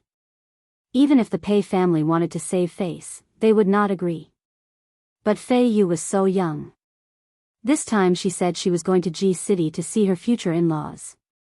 She actually took poison and wanted to use the excuse that she was not feeling well to achieve her purpose of not going to G City. If they pushed too far, what would happen in the future? Qin Rongfang closed his eyes. After what happened tonight, his heart was in pain. His precious granddaughter actually took poison to resist him. If it was not because of Feng Sheng, how could they end up like this? Grandpa was like an executioner, and his granddaughter was like a poor girl. How could the Qin family end up like this? His pair of withered old hands were trembling on the armrest of the chair. Fei Yan, send Feng Xing away. Send him to Jiangzhou to go to school. After a long time, he will be fine. Let Xiao Yu know that Feng Xing has a good place to stay. She will not miss him. After a long time, she will forget how Feng Xing grew up. I didn't know that leaving him at home would lead to such a result. Qin Fian had always felt that the Qin family could not be compared to other families. Now that he thought about it, they were all about the same. Between families, there was no one who did not want a strong alliance. It was all because of his selfishness and stubbornness all these years that Fei Yu was pushed into the marriage situation. Grandfather blamed him, but he never used a scolding tone to scold him. Qin Fian's heart was heavy. He came out of the study and went to Fei Yu's room. He stood at the door and looked at his sister lying there quietly with her eyes closed. One hand was on a drip and the other hand was tightly holding Feng Xing's hand. Feng Xing held a towel in his hand and carefully wiped Fei Yu's sweat. Qin Fian's heart ached. Fei Yu was only 17 years old. Would everything be fine after sending Feng Xing away? This night for the Qin family was destined to not be peaceful. The doctor kept his mouth shut and did not dare to say anything. No one dared to say that Fei Yu had taken poison and tortured herself in front of Qin Rongfang. Just as Qin Fian thought, Qin Rongfang was hit hard. He had always felt that Fei Yu was obedient and sensible. Sometimes, he even felt that he loved this granddaughter more because Fei Yu always listened to him. Whatever he said, it was what it was. And Qin Fian had always been rebellious and difficult to control. He always did not let him get what he wanted. So sometimes, Fei Yu could almost satisfy all of Qin Rongfang's vanity as the head of the family. To outsiders, he always claimed that he was a citizen and would not interfere with his children's affairs. But his son and daughter-in-law had gone abroad. It was not that he did not miss them. It was not that he did not feel sad when his daughter and son-in-law divorced. His grandchildren were all outstanding, but after all, their surnames were not Qin. When Jiang Zhao was young, he had wanted to change his surname many times, but he was always stopped by the elders of the Jiang family. It was not that he did not feel regret. He had raised his grandchildren single-handedly. What was the use of his grandson's surname? He was gay and did not want to be controlled. Only Fei Yu had been sensible since she was young. She listened to him. He had even thought of finding a man for Fei Yu. That way, his granddaughter would live under his nose for the rest of her life. He would be satisfied in this life and would not have any other thoughts. But a man who was willing to marry into the family would always feel that something was missing. How could he be worthy of his granddaughter? Fei Yu was so good. He had to find someone from a family of equal status before he would be satisfied, relieved, and feel that they were compatible. He had found a good man for his beloved granddaughter, but now he was forcing his granddaughter to take poison to resist him. Qin Rongfang fell into the rocking chair, unable to get up. 2 streams of tears flowed out of his tightly shut eyes. Qin Rongfang raised his withered arm and placed it over his eyes. His chest rose and fell as he choked out, "Fei Yu, you really hurt Grandpa's heart." Qin Fian went to the 9th mansion. Jiang Zhao let Yi Er sleep alone first and took Qin Fian to the study. He brewed coffee for Qin Fian. Jiang Zhao brewed a cup of tea for himself. The two of them sat around the tea table, facing each other. After Qin Fian finished telling him what had happened that night, the cup in Jiang Zhao's hand slipped and landed on the tea table, splashing water all over him. He asked solemnly, "Why did you only tell me about such a big thing now?" The situation at the time was too unexpected. I didn't have time to rush it. I was already too busy looking for doctors. How could I have time to inform anyone? Later, I had a deep talk with Grandpa. He said that it was so late and told me not to disturb you because sister-in-law was pregnant. Qin Fian felt that other than the bitterness of the coffee, there was no other taste. It was bitter in the past, but he always felt that it was fragrant. Jiang Zhao asked again, "How is Fei Yu's condition now?" Qin Fian's brows twitched. He frowned and complained, her stomach was pumped and she's out of danger. She just doesn't want to go to City G. If she doesn't want to go, then so be it. She caused such a big thing. Awesome novel, Hongcha 866.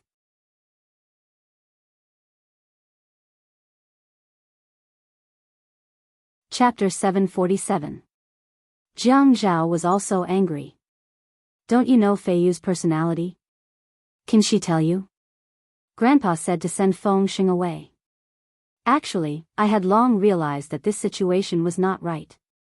At that time, I told Grandpa to send Feng Xing away to Jiangzhou.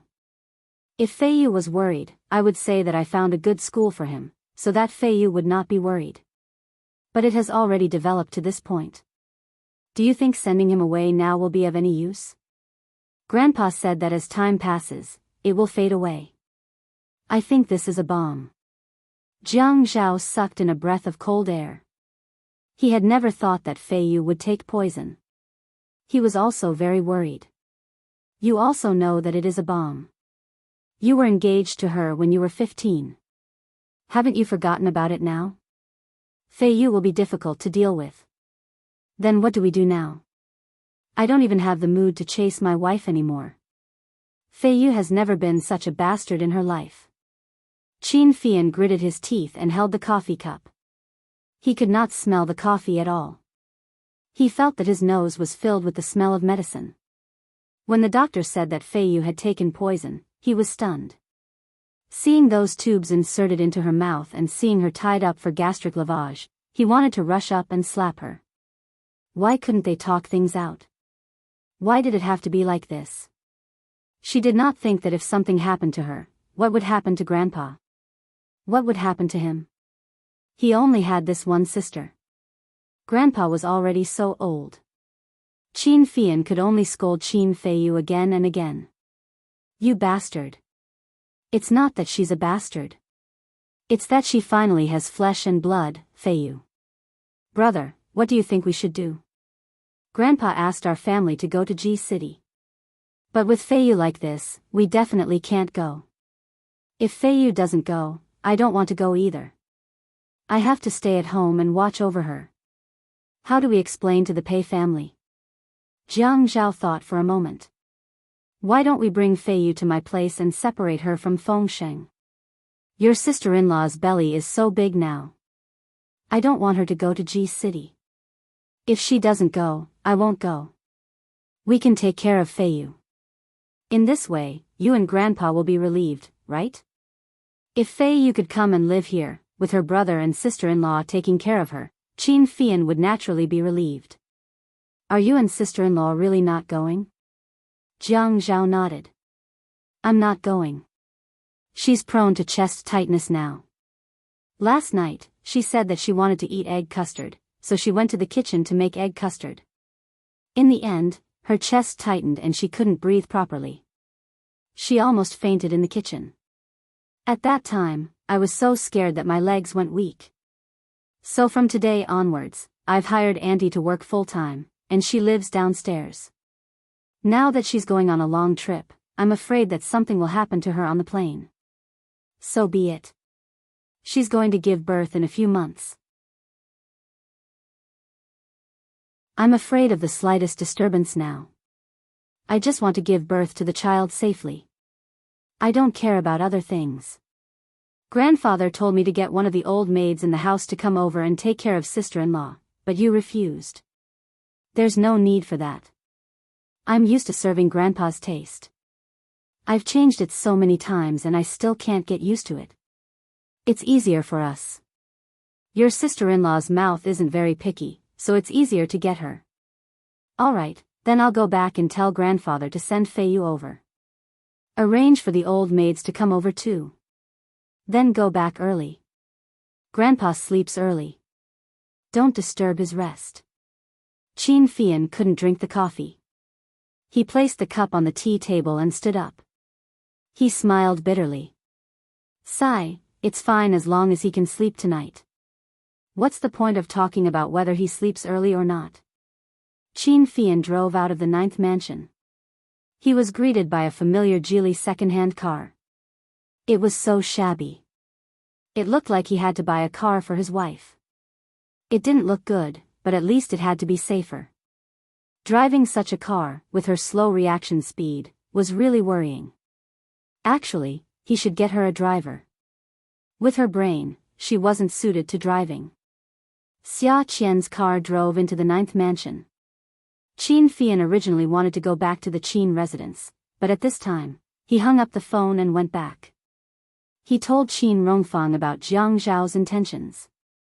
After the two of them reached a consensus, they hung up the phone.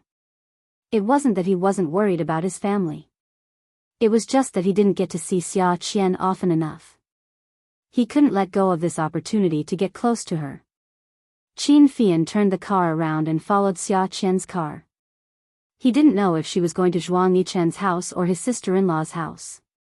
Xia Qian parked the car and unbuckled her seatbelt. She picked up a basket from the passenger seat cushion. It was filled with a whole basket of eggs. She opened the door and got out of the car. Jiang Zhao was just about to go to bed when the doorbell rang again. Worried that something had happened to the Qin family, he quickly went to open the door. He saw Xia Qian standing outside with a smile through the peephole. He opened the door.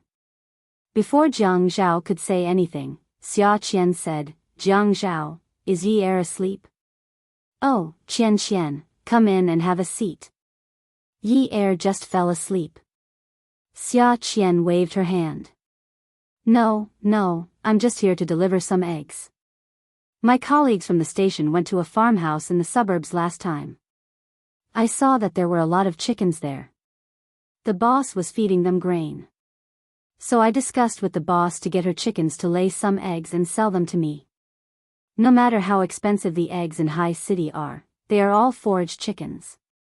You can give these eggs to Yi Er. Xia Qian handed the basket over.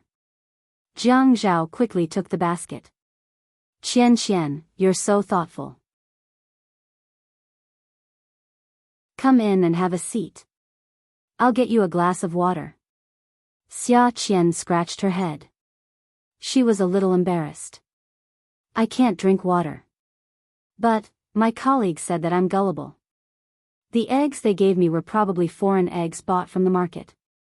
I cracked a few eggs and found that they were all yellow, but I can't be sure if all of them are like that. I can only rely on luck. Jiang Zhao was very touched. Qian, thank you so much. What are you thanking me for? What's my relationship with Yi Er? At this moment, the elevator door dinged again. Qin Fian walked over and put his arm around Xia Qian's shoulder. Oh, loser. What are you doing here? How could Xia Qian listen to Qin Fian talk about her like that? She slapped Qin Fian's hand away. You're the loser. Jiang Zhao couldn't figure out what Qin Fian was up to, but he was also afraid that he would hinder his younger brother's plan to woo his wife. So, he didn't say anything and just carried the eggs into the house. Qin Fian saw this and put his arm around Xia Qian's shoulder again. Loser, since we've bumped into each other, why don't we go in and have a cup of tea? He paused and added, You're not afraid of losing to me again, are you? I knew that you're not as strong as me. How could I dare say that you're not a loser? Let's drink then. Who's afraid of who? As soon as they entered the house, they didn't drink any tea. Qin Fian instigated Jiang Zhao to take out the wine in the house and compete with Xia Qian in drinking. Jiang Zhao knew that Xia Qian had been tricked, but he didn't say anything. Although Xia Qian was his wife's best friend, Qin Fian was his younger brother. It was the truth to help one's family over reason. Jiang Zhao knew that it was easy to get drunk when mixed with wine. So, he took out red, white, and yellow wine. He was a little afraid that the noise downstairs would disturb Yi Er, so he deliberately asked them to be quiet. He then ran upstairs to take a look. His wife was sleeping like a pig. When Jiang Zhao came downstairs, Xia Qian was waiting for him. The three of them were competing in drinking. It was not easy for Xia Qian to discover Qin Fian's scheme. So, the drinking competition ended up with two men shamelessly forcing a woman to drink. Qin Fian only drank red wine, and he liked to drink it. Jiang Zhao had no problem drinking white wine. In his social circle, many people drank white wine. His tolerance for white wine was better than red wine. But this way, when Xia Qian drank with Jiang Zhao, she had to drink white wine. When she drank with Qin Fian, she had to drink red wine. The wine bottles were emptied one by one. Xia Qian was so drunk that she didn't wake up. Jiang Zhao bowed to Xia Qian's corpse. Xia Qian, don't blame me. I didn't mean it. Qin Fian looked at Xia Qian's corpse and smiled. Brother, you did mean it. Jiang Zhao rolled his eyes at Qin Fian. You're not doing your job. After that, he turned to go upstairs. I'm going upstairs to sleep. No one came today. He went upstairs and looked at Xia Qian. When Qin Fian bent down to pick up Xia Qian, Jiang Zhao shook his head helplessly and said sympathetically, Qian, I'm sorry for the basket of eggs you gave Yi. I feel guilty. Then, he put away his sad expression and went upstairs as if nothing had happened. When he returned to his room, he quickly brushed his teeth and rinsed his mouth. He was afraid that his wife would dislike him for smelling too much alcohol. After throwing the drunk Xia Qian into the car, Qin Fian was exhausted. Qin Fian drove very slowly. He was afraid that the woman in the back seat would be thrown out. Qin Fian hummed a tune as he drove. The most comfortable life was to take his wife to a hotel. That's right, he was going to get a room. But Qin Fian wasn't a jerk. He wouldn't force a woman. He just wanted to create the illusion that they had slept together. On the large bed with white sheets, Qin Fian put Xia Qian on the bed and took off her clothes one by one. When she was only left with her underwear, Qin Fian, who originally didn't think he was a jerk, couldn't stay calm. Why did he look at Xia Qian now? Why did she look so pleasing to the eye? He lowered his head to look at her eyelids. They had really been done. The line was not like a normal double eyelid. It wasn't a crease mark, but a scar. This was the legendary plastic surgery. Plastic surgery was pretty good. When she opened her eyes, they were big. Her nose was also pretty good. Although it wasn't very tall, it was as tall as Xiaoya's nose. It looked a little too strong. He didn't like seductive women like that. Someone like Xia Qian was better. Soft and tender. Sigh, she looked pleasing to the eye no matter how he looked at her. Why did her breasts have to be so big? They were from Still Strike. She wasn't a cow. Sigh, she looked pleasing to the eye no matter how he looked at her. She was so pleasing to the eye that his eyes were spitting fire. He felt a little flustered and wanted to kiss her. In the end, Xia Qian was completely naked. Qin Fian started to take off his own clothes again. After he was done, he pulled the blanket over and hugged her. He laughed mischievously in his heart. Xia Qian, tomorrow morning, you can't deny it even if you want to. Anyway, I'll insist that we slept together. Let's see what you can do. He was still laughing mischievously in his heart. The next second, he realized that something was wrong. He realized that he really wanted to poke her. Add. Songshu 566.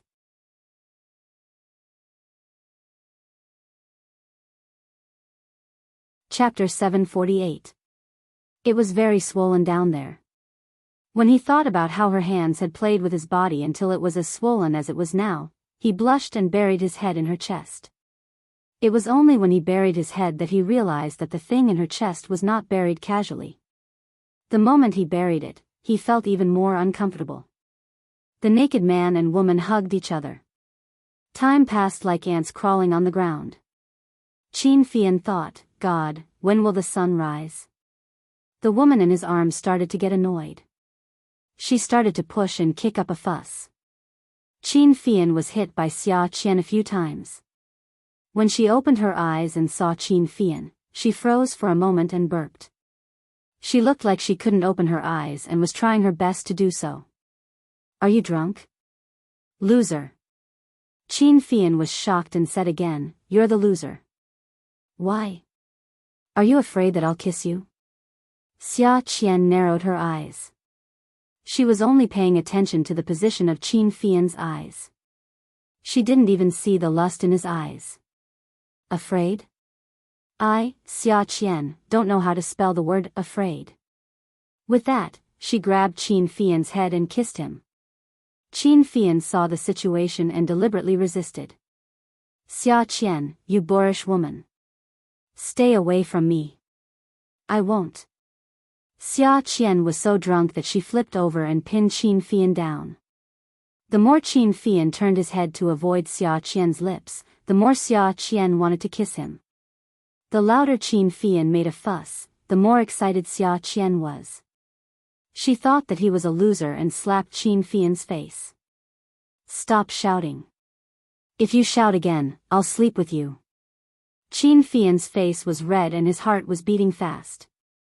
His lower body was like a piece of iron that had just been poured out of a furnace. It was hard and hot. With red eyes, he said weakly, "How dare you? If you dare to touch me, I'll kill you." But later, Qin Fian was disappointed to find that Xia Qian only wanted to scare him. Even if she was drunk, it was the same. She was just scaring him. So, he hugged her waist and turned around. Using his self-taught skills, he kissed her lips, rubbed her chest, and spread her legs. While doing something worse than a beast, he used an extremely aggrieved voice to berate Xia Qian for being a hooligan and trying to molest him. Xia Qian was very dizzy. She only knew that she had to fight with Qin Fian. She thought that she had to beat him up. Hearing him dodge, complain and complain, she felt very comfortable in her heart. Listen, he is fighting again. Xia Qian, how? Do you believe that I'll tear you apart? Suddenly, Xia Qian's consciousness came back from Qin Fian's voice. She felt as if a knife had pierced into her lower body. The pain came from her lower body, as if a powerful force was spreading and rushing to her throat. Ah! Qin Fian was also stunned. He didn't dare to move. He was so nervous that his whole body was red and sweating. But at this time, his instincts told him that he couldn't go out. He pressed his body down. He couldn't let Xia Qian move. He couldn't let her retreat. Since it was already like this, he had to make her his. Qin Fian.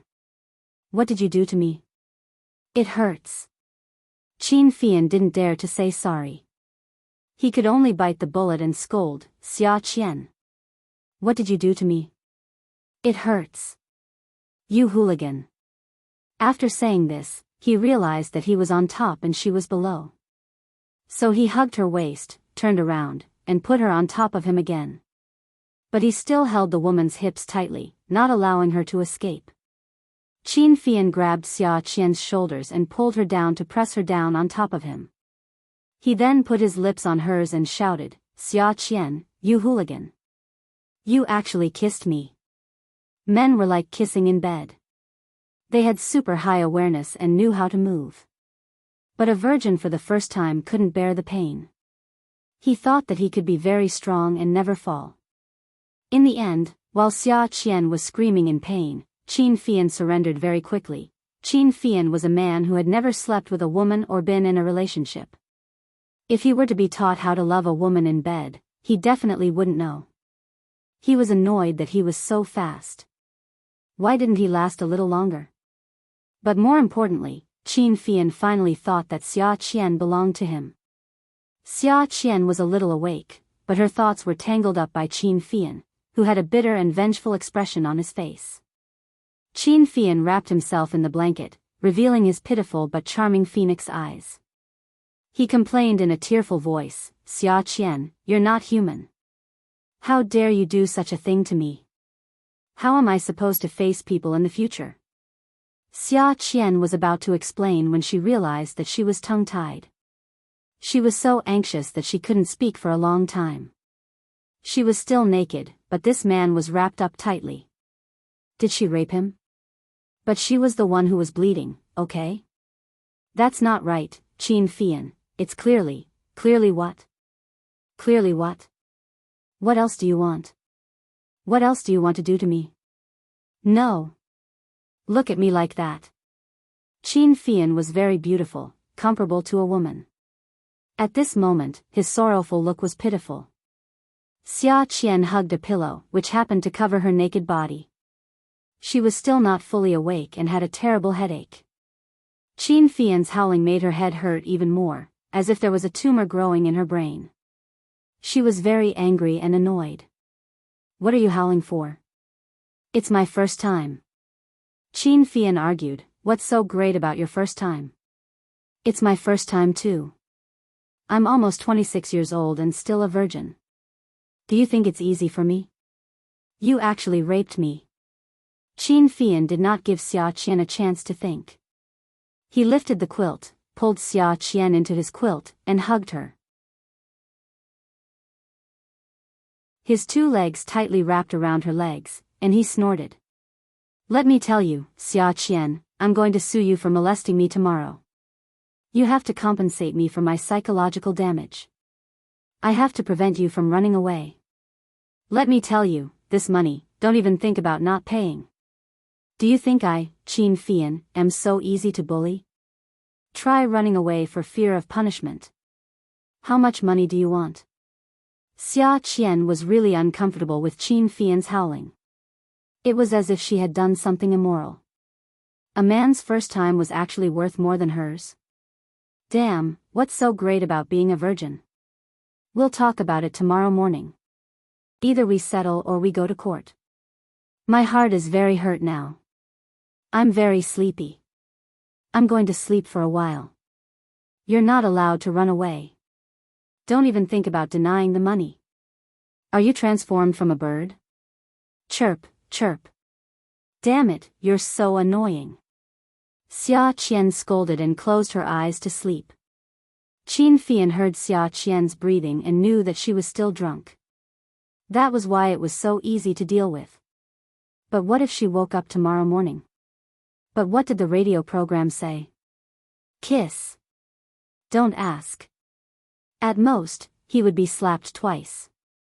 If he didn't kiss her, he would miss the opportunity. He had already done it. He couldn't regret it. Now that he was hugging Xia Qian like this, and he was a young man who had just experienced love for the first time, this feeling could only be understood but not described. He released too quickly just now. He was a little embarrassed, but he was confident that he could do it well the second time. Xia Qian's cry of pain just now made him feel conflicted. How could he make her not feel pain? If she woke up faster each time, it would be difficult for him to cover it up. So he took advantage of the opportunity. After Xia Qian fell asleep, he got out of bed quietly and searched for his phone. He began to search for information on the internet. The internet was a good thing. You could find anything you wanted. With one search, all kinds of strange things would come out. Qin Fian got on the bed again. He began to kiss Xia Qian slowly and patiently. He suppressed his impulse and didn't allow himself to be impatient. There were still burns on Xia Qian's back. Qin Fian touched there and his heart ached. This time, he kissed Xia Qian, who was drunk like a dead pig and moaned from time to time, while he slowly pushed himself into her body. Xia Qian kept feeling that her body was very swollen. She wanted to squeeze that thing out of her body, but she just wanted to suck it into her body. It was very torturous. It was like a dream. She was jolted awake. When she found that she was on top of Qin Fian again, she felt that she was going crazy. She actually had Qin Fian on top of her again. Qin Fian looked at the woman lying on his chest. When she propped herself up, he knew that things weren't going well. When he was slow, she was always dizzy. Sometimes, she would moan a few times. After thinking about it, he felt that it should be fine. However, he was afraid that she would wake up and see him on top of her. So, he simply flipped her over like before and placed her on top of him. He just wanted to give it a try quickly. After a few jolts, she woke up. This time, Qin Fian didn't stop. He shouted, "Xia Qian! You're really going too far. If I don't teach you a lesson, you'll think that I'm easy to bully, right? Why are you always on top of me? Xia Qian was stunned by his shout. Her body had already flipped over and was pressed down by Qin Fian. Then, she was hit. Hey! I didn't do it on purpose. Why are you so hard? Qin Fian was a little embarrassed. Oh, then I'll be gentler. For the entire night, Qin Fian used revenge as an excuse and took Xia Qian apart again and again. He felt that this way, his first night was worth it. He could finally enjoy the beauty of being a man. It was really different. The next morning, Qin Fian didn't dare to sleep for too long. There were still a lot of things to deal with at home. However, he also had to deal with Xia Qian's matter. Especially after what happened last night, this matter couldn't be delayed. Seeing that she was exhausted, Qin Fian carefully got out of bed. He took a shower under the shower. What happened last night still felt like a dream. He felt that last night was like a night of sex. Qin Fian's skin was fair. After the hot shower, there was a layer of pink on his skin. He raised his head and let the water wash over his skin. He had to be 120% alert. Otherwise, it would be difficult for him to get through today. Now, he was a little thankful that Xia Qian would act like an idiot from time to time. Otherwise, he wouldn't be so easily fooled. What a headache. It was too scary for a woman like her to go out to work. No wonder she didn't get into university. Even if she did, her teacher wouldn't recommend her to an internship. She was really unlucky. In the future, he would be the one to end her miserable life. Qin Fian wiped the water off his body, wrapped a bath towel around his waist, and filled the bathtub with water. He carried Xia Qian from the bed and wanted to put her in the bathtub. Xia Qian was still sleeping soundly. She was startled by the water and continued to sleep. Qin Fian poured water on her and called her, Qian Qian, Qian Qian. Xia Qian was in a daze. She felt really comfortable at this moment. What? After you finish bathing. Let's go get the marriage certificate. I have something to do this afternoon. It can't be delayed. Huh? Xia Qian shivered and shook her head to wake up. God, why was Qin Fian here? Why was Qin Fian bathing her? He was bathing her naked. She wanted to stand up, but found that there was nothing to cover her. She immediately wrapped her arms around her chest. He was still shirtless. Shameless. Come and see, Hongcha 866. You're tuning into the Dreamy Love Stories YouTube channel. Don't forget to subscribe and join us on this journey to catch the most captivating stories.